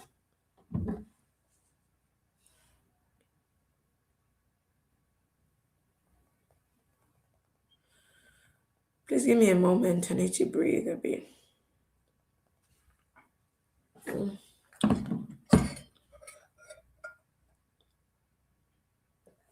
right, so like I said, it's going to include both weekdays and weekends. It's going to include both Samuel. If you're still here, it's going to include both weekdays and weekends. Are you starting from the scratch? Yes. I hope you saw the curriculum. It's for the scratch. So if you have um if you are a total beginner, then you need the beginners class. You need to start with the beginners class. You might register for the entire class, but you're still going to start from the beginners class if you're a total beginner, right? So if you're already advanced, then you can move to you can talk about the advanced class. Are the class recorded? Usually complete from work. Like yes, of course, every class will be recorded. Every single class is going to be live classes, but of course, every single class will be recorded. Okay, every single class will be recorded. Please, during classes, kindly be slow and not fast as you are doing today. Also, kindly use another platform so that we can have a bigger so we can see the board. Oh, I guess people were not really seeing the board though. So sorry about that. Of course, the community has a different platform for training. Like I told you, once you become a student, you get access to this um, um, your dashboard display. So this is not what the academy is using at all. This is just for the webinar. You would see that we mentioned on the group where people are more convenient for training is because we're looking at what's most convenient for people. Because these platforms that we use would require maybe you download some apps and all of that. So we didn't want that. So sorry, we should have said you were not seeing the slides really. I didn't know how it was showing on your side. 100% value. I've been hearing view and new things. I am glad. Also put into consideration some of us have been engaged during the week. So weekend will be okay. And the time, yeah. Like I said, this is all going to be cohort specific. All right, cohort specific. So we'll have classes, Monday, Wednesday, Friday, and then also weekend. We can have Friday, Saturday, Sunday, depending on what is most convenient for everybody. So is there any way one can still get one interaction with the instructor, of course. I mentioned this the other time. I hope Oladani is still here. Of course, that's why they're your tutors, for crying out loud. Like I said, if they give you tax, you go, you don't understand it, you've done it, you come back to them, you come back to your community. There's a community. It's not this WhatsApp community. It's different. There's a community for students. You will see there on your dashboard. I don't know why we can't hear you. You should have, would have shared this with everybody to see. So definitely you drop it there. I don't understand this. You tag your instructors. Absolutely. After the class, if you need help, the point here is that you understand what you are being taught. So this is not a place where it's like, oh, let's just train them. Once we have trained them for 5 months, that is all. No, unless you're not paying attention, unless you are not doing your best. We understand that, things come up, we are working and all of that, but at the same time, we still do our best. All right. While I was learning data analysis, I was also working. All right. I just created time separately for it. Is there anyone we can get? Okay, yeah. So with the first level, is it possible that one can get job without going for the advanced level? That's a good question. Um, like I said, for example, you will see that on some of the job descriptions you don't have Python. I think the Nigerian jobs that I showed you, I don't think I saw Python necessarily. The reason is because some companies don't have very big complex data. If you are talking about companies like Doshi, like Sita, like McKinsey, like Microsoft, like Amazon, these are companies that have big data. They would definitely need, tools like that. But there are some companies that are just coming, they don't have all those big data. They have their data in CRMs. So it's not like a big data. They might not need Python. So if you don't do the advanced class, you can get job with, with those kind of roles. So that's why we made it that beginners class is up to the BI level, such that you understand from clean of data to visualization. You already understand that. You know how to query your data, so you can actually do. But it's absolutely recommended that you do the entire thing. But of course, that answers your question. But with that, doing everything helps you to position well for other things. But like if I even like I said, even if you want to do the entire thing after the beginners class, if you are doing from beginners class, you can start putting out yourself out there, start applying for a job. If you get opportunity, the questions they ask you there, even if they don't give you the job, it will help you for other interviews. That's what people don't know. All right. So, but with that beginners class, you can start to put yourself out there. But if you feel like, okay, I think I want more skill, blah blah blah, then you go for the advanced class. Thank you for the clarification given regarding what. Okay, you're welcome. Please, is there a difference between data and data entry? Of course, data entry is major. That's one of the jobs that AI is wiping out. Data entry is just about imputing data, imputing data. That's data entry. And that I think days of that has gone. If you ask me, they are not the same. Data entry is different from data analysis. These days, internet connect collects data. For example, if I want to collect data of people that are coming to my website, I just need to connect Google Analytics and my data is there. I don't need a data entry officer to come and start entering my data. No, I don't need that. Will each student be given a supervisor to guide one so that one can interact with that person on work done? Will each of them be given a supervisor to guide one? You have your tutors. They are responsible for you, all right? So you for someone to interact with when work is, I believe you mean when tax is done. Right? Maybe you just finished a tax and then you need somebody. That's what they are there for. All right. And it's important that all of your whatever, all of your questions is answered. So you have them. It's not like each student will get one supervisor, no, but you have them to attend to you. And there's no question you want to ask them and they won't be able to answer to you. So it's not like, oh, this person's question is so big, I have to pay all of my attention to it. No, they can quickly give you answers to them, refer you to the resources they've shared with you earlier, and you can do. Does this scholarship transit through the beginner to the end if taken step by step? What does that question mean? I don't get it though. But please can you display the payment place, the payment account? Does the scholarship transit through from the beginning to the end? I don't understand though. If you mean Adeleke Michael, if you're still here, please recraft this message because I don't really understand. Does scholarship transit through? Yeah, if you're choosing the full program, yes, the scholarship transit, for example, you see that if you're choosing the full program, you start with a starting payment of 50K, then you pay the remaining just the same way. So yes, it applies to it. If you are doing the instrumental, but if you are not doing instrumental too, it applies. So for the scholarship part, let me show you that. Hey, Obami, please can you move your slide to that part? Can you move the slide to that part, please? So you can see that if you don't want the instrumental payment, rather you just want to do it straight, the scholarship applies, and that's why you're paying just 180,000. So the scholarship allows you to pay 180,000 for the entire thing from beginners to end. 180,000. But if you want to choose, oh, I can't pay it at once, you want to choose the instrumental, then you have to start. Your starting payment is 50K for entry. Then you pay 75K twice during the course of the program. So I hope that clarifies that part. I want to go for both beginners and intermediate. Yeah, that's cool. So depending on the program you want, if you want to make the full payment, then just make the full payment and then you pay 180K. If you want to make the instrumental, then you have to pay 200K in, of course, in succession, just like as I've explained. Your curriculum is fabulous and very enriching. I believe after going through it, I'll definitely, of course, that's our goal here that you do. Curriculum is fantastic. All right. Thank you for saying all of that. All right. So I think the comment is done. Looks like we've answered all the questions. A lot of you guys stayed, and that assured me that this has absolutely been very valuable to you. So if you need the payment account details again, you can ask on the community. That's absolutely fine. And till the next time we see, please, even if you're not becoming a student of INA, remain in the community because we'll also be having things like this that exposes your eyes to informations. We'll be having several master classes, webinars to give you more value. Our goal here is not that, oh, become a student. No. Our goal is that we're giving as much value, as much information, as much knowledge out there so that you have clarity on things. You know the step to take. If you in fact think, oh, there's no way I could afford this, you can, with what you have given to us, you can start with YouTube.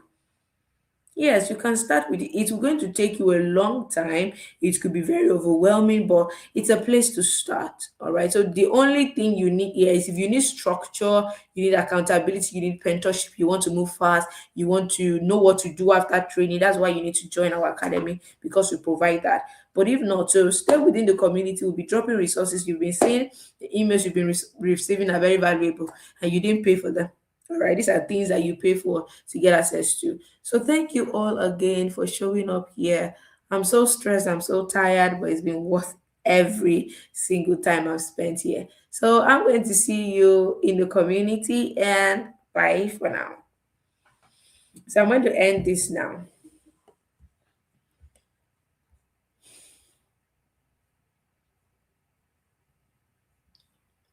So I'm a fraud and compliance analyst. Sorry, I had to answer this question. I'm a fraud and compliance analyst. Taking this course, how can it enhance my career relating to domain specific? If you are a fraud and compliance analyst, you're already domain specific. I mean, if you're already working as one.